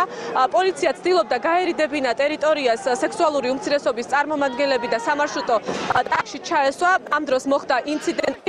სამარშრუტო მიკროავტობუს ეროვნულ სექსუალური უმცირესობის წარმომადგენლები, სადაც იმყოფებოდნენ აქციის მონაწილეებმა, მართლმადიდებლური მრევლის წარმომადგენლებმა ქვები დაუშინეს. ამ ინციდენტის დროს დაშავდა მართლმადიდებლური მრევლის სამი წარმომადგენელი, ასევე ჩვენი ინფორმაციით დაშავებულია ერთი პოლიციელი. ამ დროისათვის ადგილზე კვლავ რჩებიან აქციის მონაწილეები, თუმცა სექსუალური უმცირესობის წარმომადგენლები ადგილზე აღარ იმყოფებიან და რამდენიმე წუთის წინ ბოლო მიკროავტობუსმა დატოვა ტერიტორია. ვინ უშლით მათ? ხო, არავინ არ ებრძვის, არავინ არ ისა. იყვნენ თავისთვის ნარად შვიდად. აქ პროტესტი გამოიწვია, რა თქმა უნდა, ეხლა მართლმადიდებელი ერია და ჩვენი ტრადიცია და ჩვენი ის, მაგრამ მაინც და მაინც რუსთაველზე რა აუცილებლობა იყო?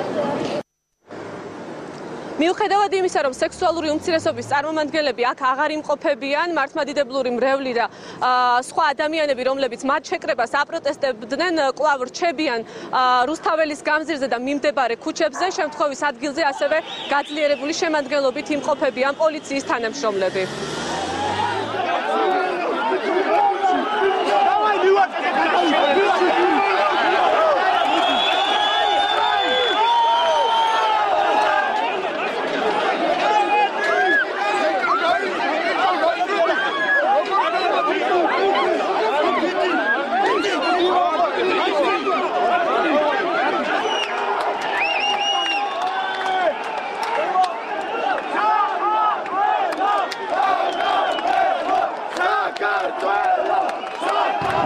აქცია ჩაეშალა იმიტომ რომ ხალხმა გაუწია მას წინააღმდეგობა.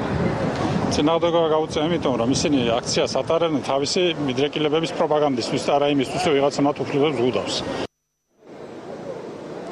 ჩვენ ვესაუბრეთ იდენტობის წარმომადგენლებს, რომლებიც ორგანიზატორები იყვნენ სექსუალური უმცირესობის აქციის, როგორც მათ აღნიშნეს, მათი აქცია ჩაიშალა და არ მოეცათ გამოხატვის შესაძლებლობა. ისინი არ აკონკრეტებენ თუ სად იმყოფებიან ამ დროისათვის სექსუალური უმცირესობის წარმომადგენლები ან როდის გააკეთებენ განცხადებას.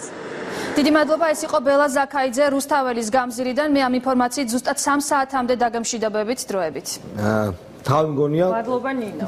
კუსტურიცას კინოში. კუსტურიცას ფილმია რომელიღაც არ ვიცი. ახლა ალბათ მოვა დრო და ვიღაცა ამ ყველაფერზე რაღაც მაგარ აქცია და აქციის წინააღმდეგ. ხო, ნუ ახ კომენტარი ზედმეტია ჩვენ ამაზე უკვე ბევრი ვილაპარაკეთ, მე მგონი სტუმრობთ გადავიდეთ. და რა თქმა უნდა, მშვიდობიანად, ანუ რა მშვიდობიანად? არ ჩაერია პატრულის. გაუხეთქეს თავი ერთი პოლიციელი დაზიანებული. ხო, მაგრამ ნელ-ნელა უკვე მშვიდობისკენ წავიდა მომგონი. კაი, შენ რო გინდა. ყველაფერი კარგად იქნება, ნატაშა. მე ძალიან ნერვიულობ, მოკლედ გადავიდეთ ჩვენს თემაზე და ვაანონსოთ რა თემა გექნება და შემდეგ უკვე ჩემს სტუმრებს. ესე იგი, ექიმი ფსიქიატრი მარინა კურატაშვილი, ქალბატონი მარინა კურატაშვილი და თეა დარჩია იქნებიან ჩემი სტუმრები. მე ამოვწერე აქ რამდენიმე უცნაური ფობია. ვისაუბრებ დღეს ფობიაზე, შავა გახსენეთ რომ სულ 600-ია, სულ რაღაც 600-ია და ყველაზე მეტიც არის, მე როგორც ვიცი. ყველაზე გამორჩეული. ურანოფობია, იცით რა არის? ცის შიში. ადამიანებს ეშინიათ ცაში ახედო და თუ მაღალ სართულზე ცხოვრობენ, იქიდან გადმოხედვაც კი, რომ ცა არ დაინახონ. ესე იგი, ალიუმფობია ყოფილა ნივრის შიში, თუმცა ეს ვამპირებს არ ეხება, ჩვეულებრივ ადამიანებს ეშინიათ ნივრის დანახვისაც კი. რა საოცრად. არაფერი რომ არ თქვათ, სუნზე და მირთმევაზე. ჩეტოფობია ყოფილა თმის შიში, კლინოფობია საწყულში დაწოლის შიში, ძალიან უცნაურია. და თმის შიში ვისაც აქვს, თმები გადაბარსული აქვს ყოველთვის, თუ როგორ იქცევია. თუმცა მელოტების შიში კიდე ცალკე ფობია ყოფილა, როგორც მე ამოვიკითხე. ხო, ნუ მაშინ ექსოგენები გამოვაბუნებრივია, თვალსაჩინო უცნაურებები არსებობს. მუსიკალური ინსტრუმენტი რო ფლეიტა, ხომ ყველა ვიცით.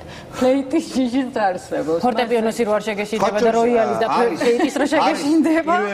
მართლა პრობლემაა. საკორწინო ღამის შიში, საკორწინო ღამის შიში, ანუ ქალიშვილობის დაკარგვის შიშიც არსებობს, არ ვიცი რა ქვია მეცნიერულად. და გძელი სიტყვა. ესე იგი, ჩემი კლაუსტროფობია ყველაზე ესეთი მარტივი გამოსავალია.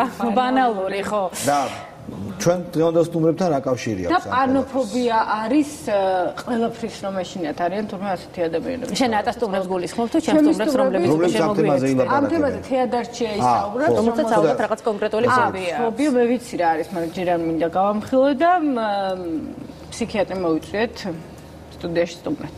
ძალიან საინტერესოა, გადავდივარ ჩემ თემაზე. დრო არ მაქვს, ვერ ვასწრებ, დამაგვიანდება. ხო არიან ადამიანები, ვინც ამ სიტყვებს ძალიან ხშირად ამბობენ. იცით რა არის ამის მიზეზი და ალბათ ჩვენც ხშირად ვამბობთ ხოლმე. ამის მიზეზი ალბათ ის არის, რომ ადამიანებმა არ იციან საკუთარი დროის სწორედ მართვა, ანუ დროის მენეჯმენტი. მე გადავწყვიტე, რომ დღეს სწორედ ამ თემაზე მესაუბრა. ჩვენი სტუდიის სტუმრები არიან არჩილ გამზარდია, საზოგადოებრივი კომუნიკაციის მართვის სპეციალისტი და თაკო დოლაბერიძე, PR მენეჯერი, მარკეტინგის მენეჯერი. დროის მართვის სპეციალისტი 550909 ჩვენი სტუდიის ტელეფონის ნომერია და თუ ჩვენს ტელემაყურებელს ამ თემასთან დაკავშირებით საინტერესო კითხვა გაუჩნდება, შეუძლიათ რომ ისარგებლონ. მოგესალმებით და ძალიან დიდი მადლობა რომ ჩვენთან ერთად ხართ უკვე სტუდიაში. გამარჯობათ. ბატონო არჩილ, თქვენი დავიწყებ და საკუთარ მაგალითს მოვიშველიებ. მე ვარ ადამიანი, რომელმაც როდესაც ვიცი რომ ძალიან ბევრი საქმე მაქვს გასაკეთებელი ერთ შვენიერ დღეს, ალბათ შემართული ვარ ამისთვის და მართლაც იმ ყველაფერსაც ვასწრებ და შეიძლება ამაზე მეტი დროც კი დამრჩეს, მაგრამ როდესაც თითოეულა საქმე მაქვს, შეიძლება ალბათ ვზარმაცობ, ან თქვათ მეორე დღისთვის გადავდებ ამ ყველაფერს და შეიძლება ისე ჩაიაროს კვირამ, რომ სწორედ ვერ მოვასწრო ეს ძალიან მარტივი საქმე.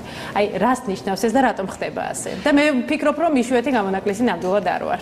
არა, რა თქმა უნდა, იშვიათი გამონაკლისი არ ხართ, მით უმეტეს ჩვენ ქართველებს ცოტა სხვა მიდგომა გვაქვს ხოლმე დროსთან, გონია რომ ეს არის რაღაც ისეთი სივრცე, რომელსაც ბევრი ფიქრი არ სჭირდება რათა მართო. ამიტომ რაღაცა ჩვენ მარადიულობას ცოტა სხვაგვარად უყურებთ ხოლმე. რაც შეეხება რატომ იყრება ხოლმე ამდენი წვრილმანი საქმე ხელში არა?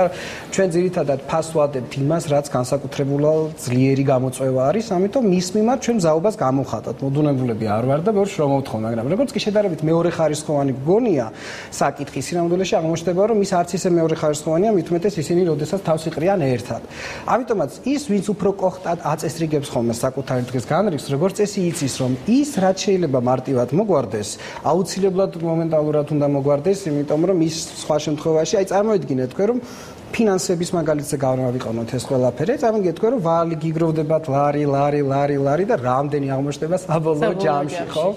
ამას გარდა ჩვენ გვიჭირს ხოლმე ფასი განსაზღვროთ, დროის ფასი, ასეთი ცნება არსებობს, დროის ფასი განსაზღვროთ კონკრეტული სამუშაოს მიმართ. ანუ რა არის საჭირო? ხა დრო თავისთავად მართვადი ვერ იქნება, ხო? ჩვენ ვერ ვიტყვით, რომ დროს მართვათ, მაგრამ და დროს უკან დავაბრუნებთ, წინ გავიქცევით და ასე შემდეგ. თუმცა არსებობს ესეთი ცნებითი შეფასებები, მაგრამ ჩვენ გულისხმობთ, რომ შევასრულოთ განსაზღვრულ დროის საზომში ის შედეგი მივიღოთ, რომელიც ჩვენ გვჭირდება. ამიტომ დროის მართვის პრინციპი ეს არის დროის კავშირის საგნებთან და მოვლენებთან. როგორ უნდა ვმართოთ დრო? ამაზე ოდნა მოგვიანებით. თაკოს მინდა ვკითხო, თაკო, PR მენეჯერი, მარკეტინგის მენეჯერი, ივენთ მენეჯერი, მოკლედ ძალიან ბევრ საქმეს ხარ ერთდროულად შეჭიდებული, მაგრამ ეს ის საქმეა, რომელიც ალბათ ძალიან გიყვარს და გსიამოვნებს ამ საქმის კეთება. შენ მაინტერესებს, შენ როგორ ანაწილებ დროს და როგორ თვლი, რომ ადამიანები მაინც საკუთარი პრაქტიკით სწავლობენ თუ რაღაცა კონკრეტული ცოდნა მაინც აუცილებელია ასეთ შემთხვევაში? მე ვთვლი, რომ პირველ რიგში რაც საქმესაც ემსახურები და რასაც აკეთებ, ალბათ ეს არის საქმის სიყვარული პირველ რიგში. მე იქიდან გამომდინარე, ალბათ ეს საქმე გაინტერესებს.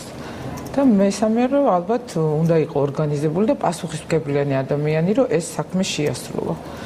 ვთვლი, რომ მე რასაც ვაკეთებ და რასაც ვაკეთებ, როგორ ვაკეთებ, ეს უკვე იმ ადამიანების განსაზღვრელია, ვისთანაც ვმუშაობ და როგორც ვარ, მაგრამ რასაც ვაკეთებ, ჩემთვის ძალიან საყვარელი საქმეა, საინტერესო საქმეა და კიდევ ვთქვათ, რაღაც ახალ რაღაცებსაც ვეჭიდები, ესე ვთქვათ, ვსწავლობ და მომწონს და მიხარია, რომ რაღაცნაირად ვანაწილებ. კი, მქონია, მეც მქონია, რომ რაღაც მომენტში ყველა ჩემთან ზარი იწყება იმით, რომ ალბათ დრო არა გაქვს, მაგრამ რაღაცნაირად ვახერხებ. ის როცა ძალიან გინდა, ამას აუცილებლად მოასწრებ და ეს მაინც ვთვლი, რომ რაღაცა პრაქტიკით გამომიშავა. სხვათა შორის ამ თემაზე მე მინდა გავიხსენო ერთი ამბავი. ბიზნეს ივანიშვილთან იყო პრესკონფერენცია, ძვირფას მეგობრებო და ლაპარაკი იყო წინა ხელისუფლების დამსახურებაზე. და ითქვა, რომ აი ერთ-ერთი მნიშვნელოვანი დამსახურება არის, რომ 5 წუთში შეიძლება მიიღო ყველა მოქალაქემ შეიძლება მიიღოს 5 წუთში ნებისმიერ საბუთი. მალე. და ივანიშვილმა თქვა ძალიან სწორი რაღაც, რომ ეს ძალიან კარგიაო, მაგრამ ქვეყანაში ადამიანების უმრავლესობისთვის 5 წუთი, 10, 1 საათი არა წარმოადგენს ღირებულებას, მიხვდი? ანუ ის ადამიანი, რომელიც მოდის საბუთის ასაღებად, 5 წუთში რო იღებს, კარგია, მაგრამ 1 საათშიც რომ აიღოს, მისთვის ეს უფრო მნიშვნელოვანი არ არის, ვიდრე სხვა რამ. ანუ მის თქმა მინდა, რომ ჩვენ ქვეყანაში ფასეულობა დროისა არ არის ისეთი, როგორიც მე მინდა რომ იყოს ან ასე შემდეგ. მეთანხმებით თუ არა ამაში? იმიტომ რომ ინდივიდის გამოწვევები ჩვენთან არ არის ისეთი, როგორც უნდა კონდეს. მაგალითად ის რომ ჩვენ ხშირ შემთხვევაში უფრო აი საჭიროებათა იერარქიის ყველაზე დაბალ დონეზე, ფიზიოლოგიურ დონეზე იმყოფებით, ამიტომ ვეძებთ ელემენტარული გამოწვევების გამკლავების შესაძლებლობებს, თავისთავად არ გულისხმობს მრავალ გამოწვევასთან ჭიდილს. ამიტომ ბუნებრივია ჩვენ რაღაცა ელემენტარულს მარგებთ. თუმცა სხვათა შორის ამის ეს თავისთავად ასეთი პოზიციაც ბუნებრივია, თუმცა ისიც რეალობაა, რომ აი დღეს თუნდაც აი რიგების მართვა ბანკებში, მომსახურესი მცეებში თავისთავად გულისხმობს იმას, რომ დროულად გამკლავებულ იქნას. მაგალითად ჩვენი ხშირი შენიშვნა მაღაზიაში არის ხოლმე იმაზე ნებისმიერ გაყიდვების საცალო სივრცეში, რომ ჩვენი დრო არ არის საკმარისი. მაგალითად გავოდენ თაკო ისე როგორც მე და პრინციპში როგორც აკხოფი განსაკუთრებით ადამიანები, იმდენ რამის კეთებაში ვართ ეს 21 საუკუნის ზოგადად ყველაზე მეტად დროისი დეფიციტის პრობლემაა. რატომ? მიუხედავად იმისა, რომ მთელი მექანიზმები საზოგადოებრივ ურთიერთობებში მიდის, რომ გამარტივდეს ადამიანისთვის მოვლენებთან კავშირი, უფრო და უფრო რთულდება. და ჩვენ მით უმეტეს, როდესაც მეორე ხარისხოვანი, მესამე ხარისხოვანი, ან ყველა ერთთან რიგში გვაქვს მოქცეული და ვცდილობთ ამ ყველაფერს გამოვყავდეთ, საბოლოო ჯამში არაფერი გამოგდის. ეს არის ძირეული პრობლემა.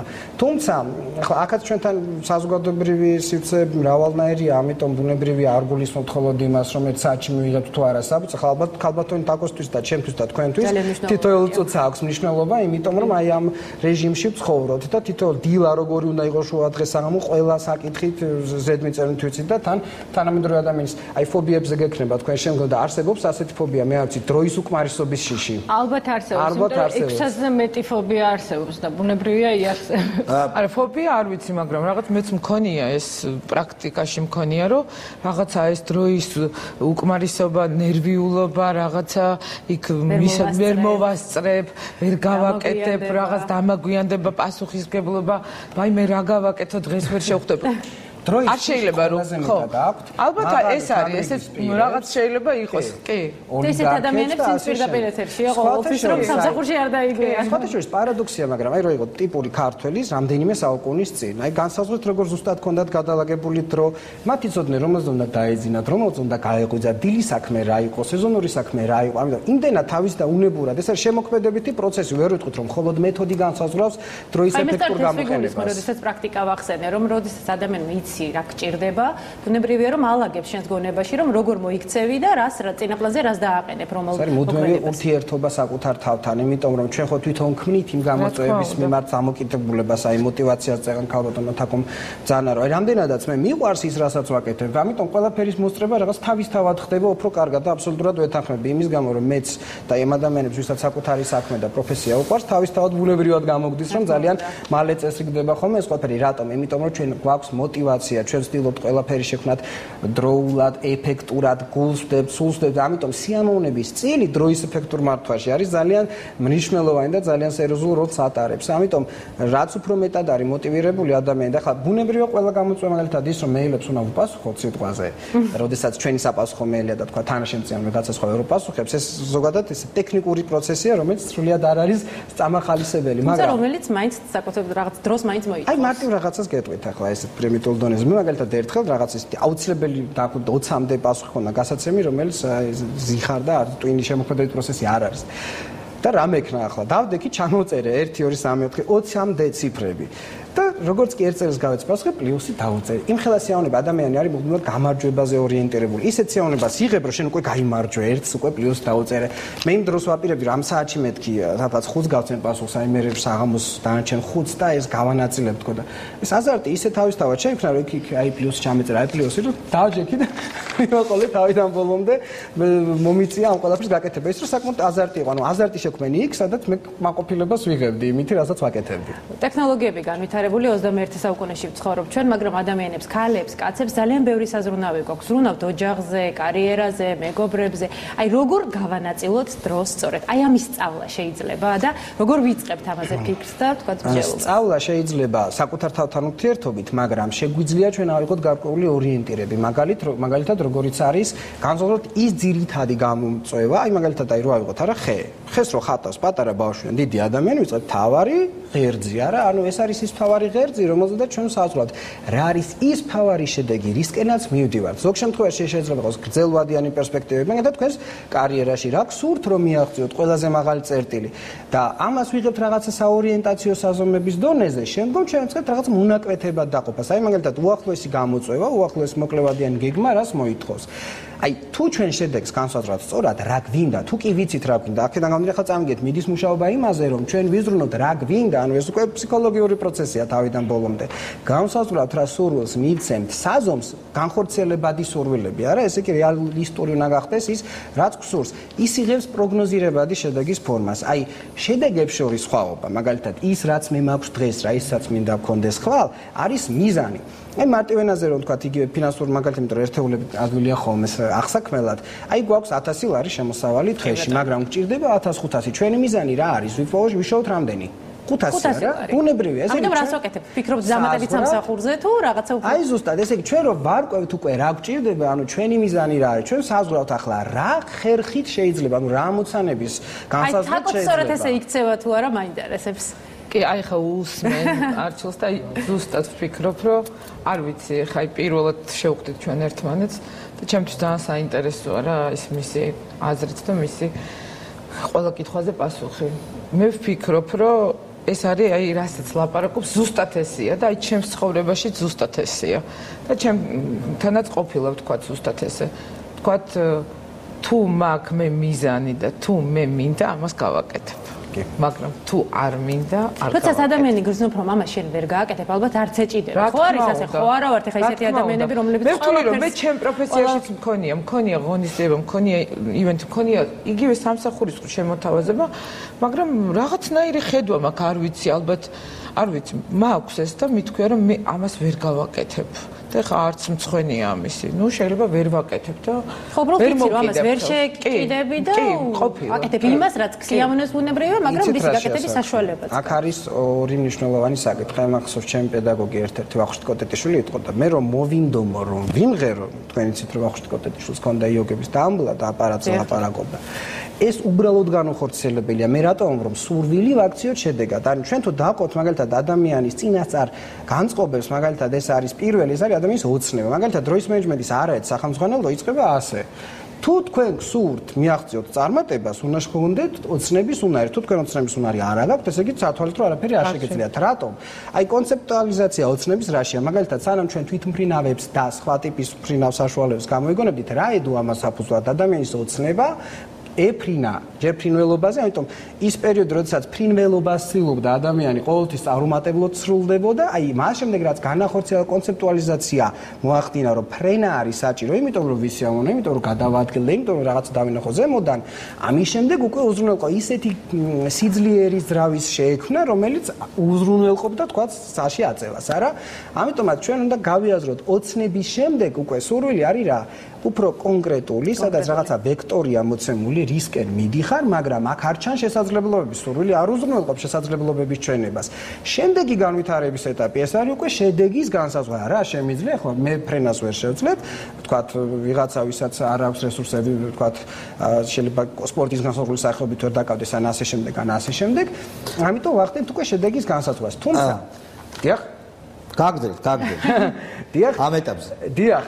ახლა რა არის საინტერესო, ხშირად ადამიანი არ აფასებს საკუთარ შესაძლებლობებს ადეკვატურად. აი მაგალითად მე სტუდენტები, როდესაც მომლებია, რომ ჩვენ ამოვდივართ პროფესიაში შერჩევისას, იქიდან რა არის დღეს საჭირო და მე რა შემიძლია, მე სულ ვეუბნები, რომ არ არის ორი პროცესია ეს. ამოდით იქიდან რაც გინდათ, იმიტომ რომ ხერხები როგორც წესი უფრო ხშირად მოიძება, თუ ზედმეტად არ ფრინდები ზედმეტად. პროფესიაზე მინდა ვკითხოთ, აი თქვენ როგორ ფიქრობთ, რას იწვევს არასწორად შერჩეული? გნებავთ პროფესია, გნებავთ სამსახური. რაღაცა სიზარმაცე, ზედმეტი გადაღლილობა შეიძლება ეს იყოს არასწორად შერჩეული პროფესიის წყალობით მოხდეს. ასე ან თქვათ სამსახური, რომელიც დღეს პრინციპში ძალიან ხშირად ხდება, ასე რომ ვართ სიტყვაზე ექიმები, ვერ შევულობთ შესაძლოა სამსახურს და ვიწყებთ სხვა ადგილას. სწორი ადრესატია თაკო დოლაბერიძე, რომელსაც ეხლა სპეციალურად უზუსტებ ამ კითხვას. მე დავინახე სტუდიის შემოსასვლელში ჩვენი თაკო, რომელიც თბილისიდან ვიცით და ყველა ვიცნობთ, ну, გარკვეულწრე ვიცნობთ, ძალიან აქტიური ქალბატონია, გაოცდი, იმიტომ რომ ძალიან არ გინახი ვარ მე დიდი ხანია და იმიტომ გაოცდი. და იერ შეცვლილი საუბარი. რა თქმა უნდა, ბუნებრივია. ფანტასტიკურად გამოიყურება, უფრო ტანსრული იყო და შედარება არ არის, მაგრამ მე მახსოვს, როდესაც ის იყო ტანსრულიც, რა ენერგიით ახერხებდა იმ საქმიანობის წარმართვას, რაც არის მისი, ეს არის მრავალსახიანი მენეჯმენტი, ხო?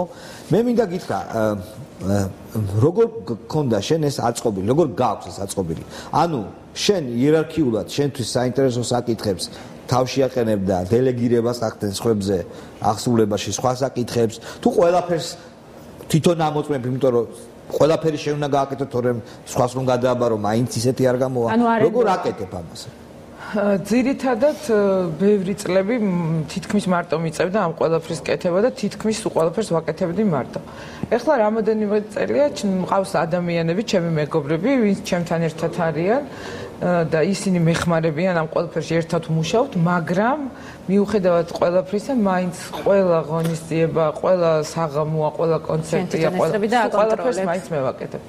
მაინც ვთვლი, რომ სადაც შენ არ ხარ და რაღაცა ვერ მიხვედი ან რაღაცა ცოტა რაღაცები მაინც ფუჭდება ასე ვთქვათ რა. დრო როგორ გეზოგება? აი დრო როგორ ყოფნის დრო ახლა? წარმოიდგინე ყველაფერი შენ ჩაიხედო, გააკეთო. ამ შემთხვევაში ალბათ ანებს რომლების შერჩევა ძალიან მნიშვნელოვანია, რომ ისეთი ადამიანები გყავდეს. დროის პრობლემა მაქვს, ძალიან დიდი პრობლემა მაქვს, მაგრამ როგორ ჩვენ თქვი ახლა ამ ჩემმა წონამ და ამ ჩემმა წონის გასვლამ ძალიან დიდი შედეგი გამოიწვია იმაზე, რომ თქვა ბევრად უფრო აქტიური გავხდი, ვიდრე ვიყავი. თუმცა არ მაქვს რაღაც აქტიურობა არაფერი, მაგრამ ვთვლი, რომ ამ ჩემი ჯანმრთელობის ხარჯზე უფრო მეტად და მეტად აქტიური გავხდი. ძალიან კარგი. აი პროფესიაზე ვსაუბრობდით ჩვენ, არასწორად შეერჩეულ პროფესიაზე, რა შედეგამდე შეიძლება მიგვიყვანოს? გნებავთ პროფესიამ, გნებავთ არასწორად შეერჩეულმა უკვე მოგვიანებით სამსახურმა. პირველ რიგში შეგვიძლია ჩვენ ვთქვათ, რომ ჩვეულებრივი ადამიანი აკეთებს ცხოვრებაში ორ ყველაზე მნიშვნელოვან არჩევანს. ხო, შემთხვევაში სასურველია მხოლოდ ორი არჩევანი გაკეთდეს. ეს არის ერთი პროფესია და მეორე ოჯახი. ანუ ეს არის ის, რაც განსაზღვრავს ხო პრინციპში მთელ ცხოვრებას ჩვენსას. ამიტომ თქვენ წარმოიდგინეთ, როდესაც რომელიღაც ამ ორიდან არ არის ისე გაკეთებული, როგორც ბუნებრივია და შენი შინაგანიდან მოდის, ესე იგი შენ ცხოვრობ სხვისი ცხოვრებით. ამიტომ ადამიანის მთავარი ორიენტირი ბედნიერება რა არის? ადამიანის ბედნიერება, თუ კი ჩვენ თვლად და მატერიალიზაციას მოახდენთ ბედნიერების განცდის, ეს არის ის, რომ ადამიანმა უზრუნველყო საკუთარი თავის თვითრეალიზაცია იქ და იმ სივრცეში, სადაც მისი შინაგანი სამყარო, ასე ვთქვათ, აიძულებს, კარნახობს, ასე დავარქვათ, ხო? ამიტომაც ბუნებრივია, თუ კი ჩვენ არასწორად ავირჩევთ, აი მაგალითად დღეს როგორც სადა ხშირად არის ხოლმე, აი ახლა პრესტიჟული სპეციალობა, აი ეს სპეციალობა თქვენ გაარჩენ და ასე შემდეგ. ხო, აი მაგალითად მე როდესაც აი ამ პროფესიას ვეუფლებოდი და ვსწავლობდი ამ პროფესიას, იმ დროს მე ჩავაბარეთ სრულიად სხვა უმაღლეს სასწავლებელში და ჩავაბარე ისეთ ხარ დავასახელებ, ისეთ სპეციალობაზე, რომელზეც უზარმაზარი იყო კონკურსი, მაგრამ აღმოჩნდა რომ ჩემი არ იყო და ახლა წამიგეთ აქედან მე გადავედი იმ სპეციალობაზე, რომელიც იმ დროს საზოგადოებრივი კომუნიკაციები და პიარი 90-იანების მეორე ნახევარში არავინ არ იცოდა, არ საინტერესებდა, ხო? და პირველი რამდენიმე ნაკადი რაც სწავლობდა არაპრესტიჟული იყო. და ჩავაბარე აქ და მე მაგალითად ნაცნობად გამომიგლოვა მაშინ, რომ აი როგორ ნიჭიერი ახალგაზრდა ბიჭი იყო და ის წარმატებლობის ხო. მაგრამ რაშია საქმე, ხო? როგორღაც მოვედით დღემდე, რაღაც განსაზღვრული წარმატებებს მივაღწიე და ვარსებობდა, ცხოვრობდა არაერთი ცხოვრება ჩემი ჩემი საქმე. ბუნებრივია და წარმატებაც ამით მივაღწია. ახლა მე რომ დამეტოვებინე ეს სპეციალობა, სადაც მხოლოდ იმიტომ რომ სტუდენტი გავხდი, ხელშეკრულება გაგვიფორმეს ყველას, ანუ ესეთი დარგი იყო მაშინ ძალიან მოთხოვნადი. ხო, მე ვიქნებოდი დღეს უკვე გამოგდებული უმუშევარი თანამშრომელი, იმიტომ რომ ვერ ვისწავლიდი იმას, რაც ჩემი არ იყო. ეს ხშირად უდევს ხოლმე საფუძვლად აი ადამიანის ძიება, აი ვან გოგის ცხოვრება რო აიღოთ, ადამიანი მაინც ბედნიერად მოკდა, იმიტომ რომ მაინც იმას მიაღწია რისკეთებას უნდა და უამრავი პროფესიის მიუხედავად, ხო? ამიტომაც აი, როდესაც ახალი თაობა ირჩევს, შინაგანი დავნამოიდეს, არიან ადამიანები, რომლებიც გარემოებებს ადვილად ემორჩილებიან ხოლმე და შეიძლება იყოს რიგითი კარგი ბანკირი, მაგრამ არ უყვარდეს, მაგრამ კარგად ცხოვრობდეს, წარმატებულად, შაბათ-კვირას ცხოვრობდეს თავის ცხოვრებით, ასე დავარქვათ და არასამუშაო დღეებში, მაგრამ არიან ადამიანები, რომლებიც ამას ვერ დაემორჩილებიან გარემოებებს, ჩემნაირი და ალბათ თაკოსნაირი და თქვენაირი ადამიანი ამას ვერ დაემორჩილება. და ყოველთვის არის ბრძოლაში. ყოველთვის ჩნდება საშუალებები თუ ძალიან утопიური რაღაცები არ გინდება ადამიანს მიღწევის რანგში. საშუალებები ყოველთვის ჩნდება. რომც ვერ დაამთავროს სადღაც სხვაგან, იქ იპონი რაღაცა ხერხებს, რომელთაც შეიძლება აქ ისწავლო. მე მახსოვს ცნობის ფურცელივით დავდიოდი 90-იანების ბოლოს ახალგაზრდა ბიჭი და აი ტენიდი ყველა ორგანიზაცია ჩემთვის. აი მე მიღეთ, აი სწავლობდი, ავიღებდი ხოლმე ყვითელ ფურცელს და აი ჩემ დარგი. აი აქ შეიძლება ეს დაგჭირდეთ და ზოგჯერ მენეჯერები ახლა ჩვენ ყველა ახლა ვითარდებით მენეჯმენტი, თანამედროვე მენეჯმენტი საქართველოსთვის უცხოხილია. ახლა ვსწავლობთ ამ ყველაფერს და ხშირად დირექტორებმა და მენეჯერებმა არც იცოდნენ რომ ვიღაცა რომელიც სჭირდებოდათ რო არსებობს ასეთი პროფესია და ასეთი დარგი. მაგალითად, საქართველოში არ არსებობს კომპანია, სადაც დროის კონსულტანტი გყავთ სპეციალისტი. არ არსებობს. არ არსებობს. ეს არის ადამიანი, რომელიც მთლიანად აფასებს, გამოწვევებს, პროცესებს, ანაწილებს, ეხმარება მენეჯმენტს, რომ უფრო სრულყოფილი და წარმატებული გახადოს და ასე ვთქვათ, იმ კოლოფებში ჩასვას ამოცანები, რომელიც უნდა იყოს. აი, რამდენად ირთულებენ ცხოვრებას ჩვენი ორგანიზაციები. ძალიან გული მწყდება, რომ ძალიან ბევრი კითხვა დამჭა, რომელზეც პასუხი თქვენ უნდა გაგიგოთ, მაგრამ კიდე გესტუმრებით, რა პრობლემა. კიდევ ერთხელ აუცილებლად დაგვატიჟებ ჩვენთან სტუდიაში სტუმრად, ჩვენს მაყურებელს შევახსენებ, რომ ჩვენი სტუდიის სტუმრები იყვნენ არჩილ გამზარდია და თაკო დოლობერიძე. დიდი მადლობა სტუდიაში მობრძანებისთვის. ჩვენ ახლა რეკლამაზე გავდივართ. მადლობთ. მე ქართველი ცნობილი ადამიანების ფობიების შესახებაც ვიცი, მაგალითად პირველ რიგში მივეცალმებით ჩემს სტუმრებს, ისინი უკვე შემოგვიერთდნენ, ქალბატონი მარინა კურატაშვილი, ექიმი ფსიქიატრი და თეა დარჩია, მას ყველა იცნობს მგონი, სუხიშვილების სოლისტია, მოგესალმებით. მე ვიცი რომ აი ეხლაც გამოგვიტყდა სიმაღლის შიშის შესახებ ვიცოდი, თუმცა სიღრმის შიშიც გქონია. გავაგრძელებ თემას და ქართველი ცნობილი ადამიანების შიშებზეც ვიტყვი. თეთრ ჯარკვიას ეშინია ძეგლების, რამდენადაც უცნაური არ უნდა იყოს და ნატამრუანიც ეშინია ღამის პეპლების ძალიან. რას ნიშნავს ეს ფობიები და როგორ შეგვიძლია გავარჩიოთ უბრალოდ შიში ფობიისგან? მოდი პირველ რიგში ამაზე. დიახ, ალბათ პირველ რიგში ეს უნდა ვთქვა, თუ რითი განსხვავდება ჩვეულებრივი შიში დაავადებისგან, რომელსაც ფობიას უწოდებთ, ხომ? ფობია, ჩვეულებრივი შიში ყველას განგვიცდა ეს ნორმალური რეაქცია რაღაც საშიშ ობიექტზე, მაგრამ მათ შეეხება ფობიას როგორც დაავადებას. მას მედიცინა ასე განმარტავს, ეს არის შიში იმ ობიექტების ან სიტუაციების მიმართ, რომლისაც ჯანმრთელ ადამიანს ჩვეულებრივ არ ეშინია. აი შალვა ამბობდა, ან უკაცრავად დავამთავრებ, ან ისეთი სიტუაციების მიმართ, რომლებიც პოტენციურად საშიშია, მაგალითად სიმაღლე, სიღრმე, იგივე ხო, მაგრამ აქ არის გადამეტებული შიში. აი როგორ უნდა მივხვდეთ, რომ ეს ფობია და უკვე დიაგნოზია და არა ვთქვათ უბრალოდ შიში? ამას თავისი კრიტერიუმები აქვს მედიცინაში. ერთ-ერთი რაც მოგახსენეთ, პირველი კრიტერიუმი არის ის, რომ გეშინია იმისი, რაც პოტენციურად საშიში არ არის, ხო? თქვათ, აქ იყო ნახსენები, რომ კვერცხის ეშინია, ჰიჯკოს რატომ უნდა გეშინოდეს კვერცხის? თუმცა კლაუსტროფობია ვისაც აქვს, ესეც ხო ფობია? დიახ, ფობია. აი, სიტყვად მე ვთვლი, რომ აქვს კლაუსტროფობია. არ ვიცი, ეს არის შიში თუ მართლა კლაუსტროფობია, იმიტომ რომ თუ ჩავიკეტე ლიფტში, მარტო მაშინ მეშინია. თორე ლიფტით რა თქმა უნდა მოძრაობ. აი, მაშინ ისევე ნებისმიერი ოთახში, თქვათ, თუ არის პატარა სივრცე და შიგნით აღმოჩნდა ჩამეკეტა კარები, ამ დროს მეშინია და მაქვს თუ არა კლაუსტროფობია? სავარაუდოდ გაქვს კლაუსტროფობია, მაგრამ მე მაშინ უნდა განმარტო. იცით რა, ეს ფობიები საერთოდ სამი ჯგუფად იყოფა. მოდი ჯერ იმას ვეტყვი, რომ შიში, აი როცა პაციენტი მოდის შენთან, ის გეუბნება, რომ აქვს შიში. მე უკვე ექიმის საქმეა გაარკვიოთ რა შიშთან აქვს საქმე. სულ ორი ჯგუფად ყავთ შიშებს. ერთი არის ფობია, საკუთრივ ფობია და მეორე არის შფოთვითი აშლილობები. ეხლა მე უბრალოდ ფობიებზე ვილაპარაკებ, რადგან ეს არის ჩვენი თემა, მაგრამ ზოგადად რითი განსხვავდება ერთმანეთისაგან ფობიები და შფოთვითი აშლილობები? ფობიების დროს არსებობს შიშის ობიექტი. ნუ რაღაც საგანი, ნივთიან სიტუაცია. აი მოდით მაგალითისთვის შფოთვის დროს არ არსებობს ობიექტი. აი ეს ფობია, რაც თქვენ აღნიშნეთ, კლაუსტროფობია, ეს არის ეგრეთ წოდებული, მიეკუთვნება იზოლირებულ ფობიებს. არსებობს ასეთი აი თეას აქვს ფობია, როგორც თვითონ ამას ამბობთ, ხო? არ ვიცი რა ქვია ამას, მე ვერ მივხვდი რა განსხვავებაა ფობიასა და შიშს შორის. პრინციპში ვერ მივხვდი. აი რისი გეშინია? დიდი შიში. უფრო დიდი შიში, ვიდრე დიდი შიში? დიდზე დიდი შიში. დიდზე დიდი. აი ეს ვარი მეც ვერ მივხვდი, იმიტომ რომ თქვათ მაქვს მეც დახურული სივრცის შიში, მეშინია ლიფტში შესვლა, თუმცა გარკვეულ რაღაც მომენტში შემიძლია შევიდე.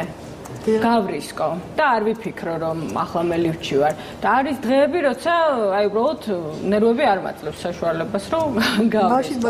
მიუხედავად იმისა რომ დარწმუნებული ვარ ალბათ არაფერი არ მოხდება იქ ისეთი არ გავიჭედები და არ დავრჩები 2 საათით. დიახ, მაშინ აი კიდევ ერთხელ განმარტო, ანუ ეს არის გადაჭარბებული შიში, აი ხა ლიფტში გაჭედვა არის ზოგადად საშიში სიტუაცია?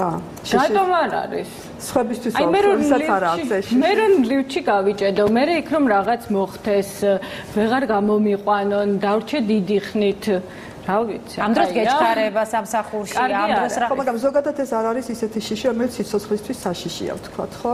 რა ვიცით იმ მომენტში რა მოხდება, მაგრამ ვარ ჩაკეტილები და დაკითხა რომ არ გამომივიდეს, ვიტყვი რომ ეს არის გადაჭარბებული შიში პოტენციურად საშიში სიტუაციის. ანუ შიში უფრო მეტია, ვიდრე ის სიტუაცია, აი ზოგადად პოპულაციაში არსებობს, ხო? ყველასთვის უსიამოვნო. აი ობობის შემთხვევაში შემიძლია დაგეთანხმოთ, რადგან ობობა თქვათ ვერაფერს ისეც ვერ ამის გარდა აი ამ ფობიათ რომ ჩამოყან, ფობია რომ დავარქვათ, უნდა ეს პიროვნება, ვისაც ეს ფობია გააჩნია, ყველანაირად თავს უნდა არიდებდეს აი ამ სიტუაციაში მოხდეს. ანუ ლიფტში არ უნდა ჯდებოდეთ, ცდილობდეთ ფეხით არიდეთ.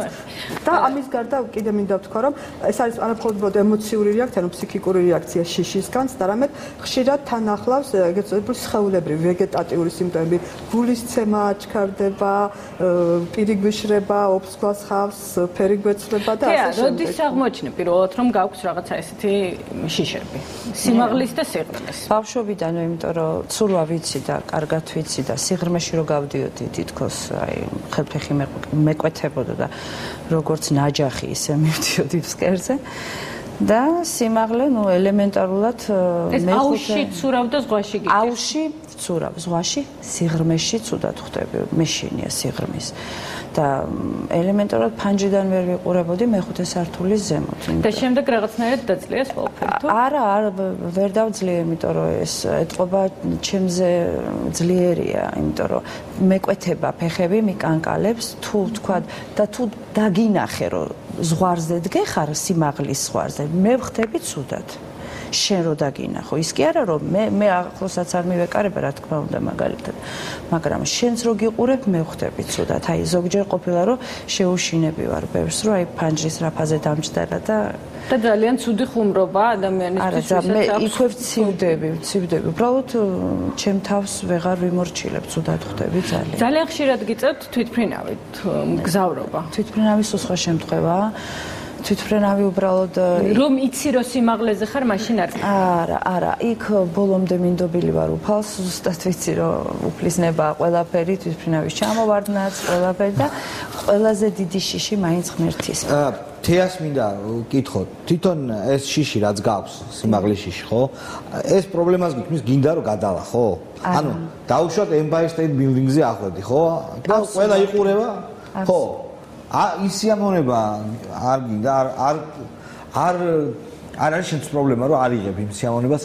ასეთი ხედების ნახვა ბატონო შალვა იქ სეტკებია სულ გამოვლილი კი ვიცი მაგრამ თუ შიში გაქვს იმასაც ვერ მიაახლოვდები არა იქ უბრალოდ ტვინით ვიცი რომ დაცული ვარ აბსოლუტურად დაცული ზოგადად ასეთი შიშები დაძლევადია თუ ძალიან მოვინდომეთ ჩემი აზრით მე ჭიდაობასაც არ ვაპირებ ამ შიშთან უბრალოდ ხო მაგრამ არიან ადამიანები ვისაც თქო არ უნდა რომ ასეთი პრობლემა კონდეს ესე იგი დაძლევადია თუ მოვინდომეთო განკურნებადია მოდი არის თუ არა ადამიანის ფსიქოტიპი რომელიც მიდრეკილია ფობიებისკენ დიახ იცით რა საერთოდ ნებისმიერი დაავადების მიმართ არსებობს პრედისპოზიცია ანუ წინასწარ განწყობა ანუ მოწყვლადობა როგორც გნებავთ ისე დაარქვით ეს არის ახლა რომ მკითხოთ რაში გამოიხატება ერთი სიტყვით ვერ გეტყვით მაგრამ ეს არის მრავალ ფაქტორთა ერთობლიობა ეს არის ბიოლოგიური ფსიქოლოგიური და სოციალური ფაქტორების ერთობლიობა თუ შეიძლება ერთ მაგალითსაც გეტყვით მე მაგალითად ბავშვობაში მესიზმრებოდა რომ სადღაც 4 კედელში ჩავიკეტე თუმცა რეალურად არ მქონდა არანაირი შიში არაფრის მით უმეტეს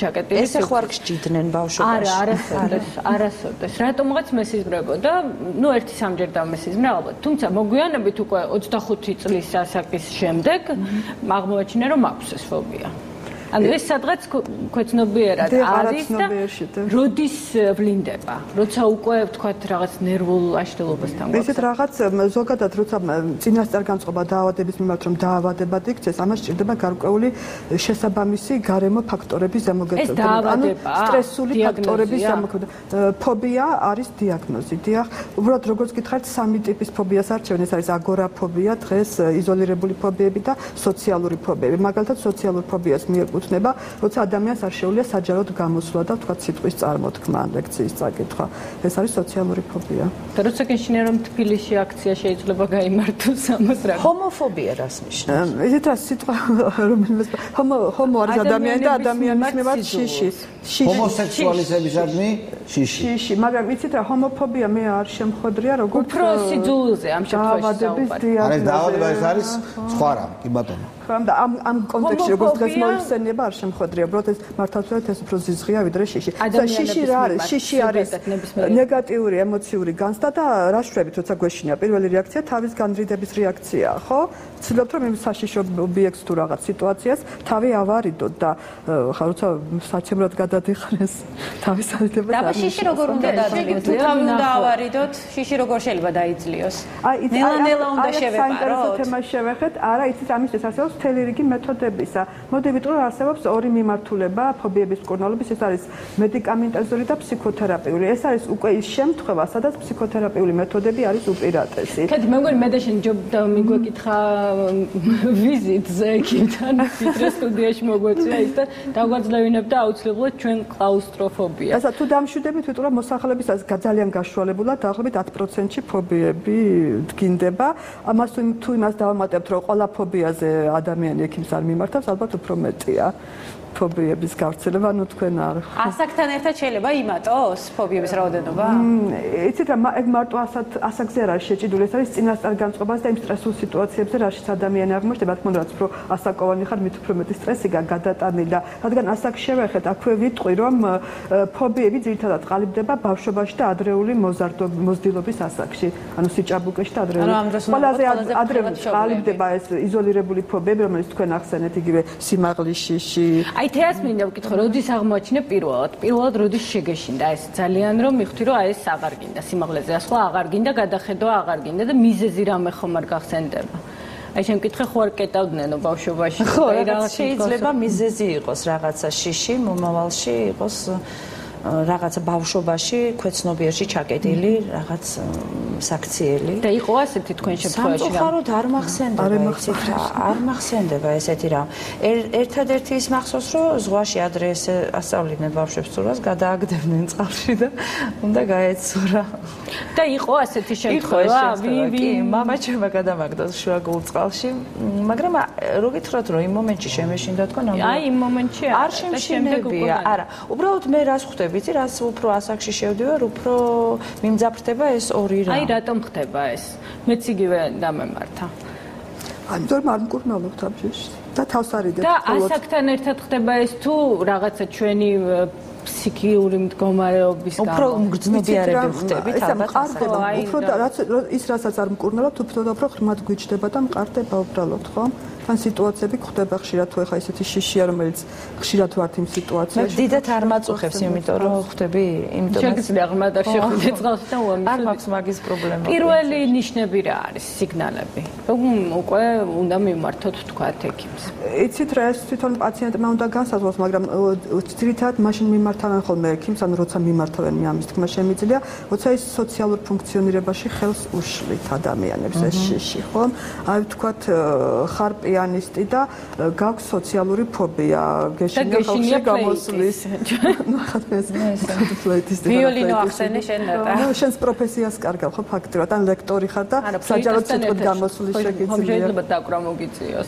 იცით, სხვა ფობია ყოფილა. ეს არ მითქვა, არ ნიშნავს რომ თუ ერთი ფობია გაქვს, სხვა ფობია არ გაქვს. შეიძლება რამდენიმე ფობია ერთდროულად გქონდეს.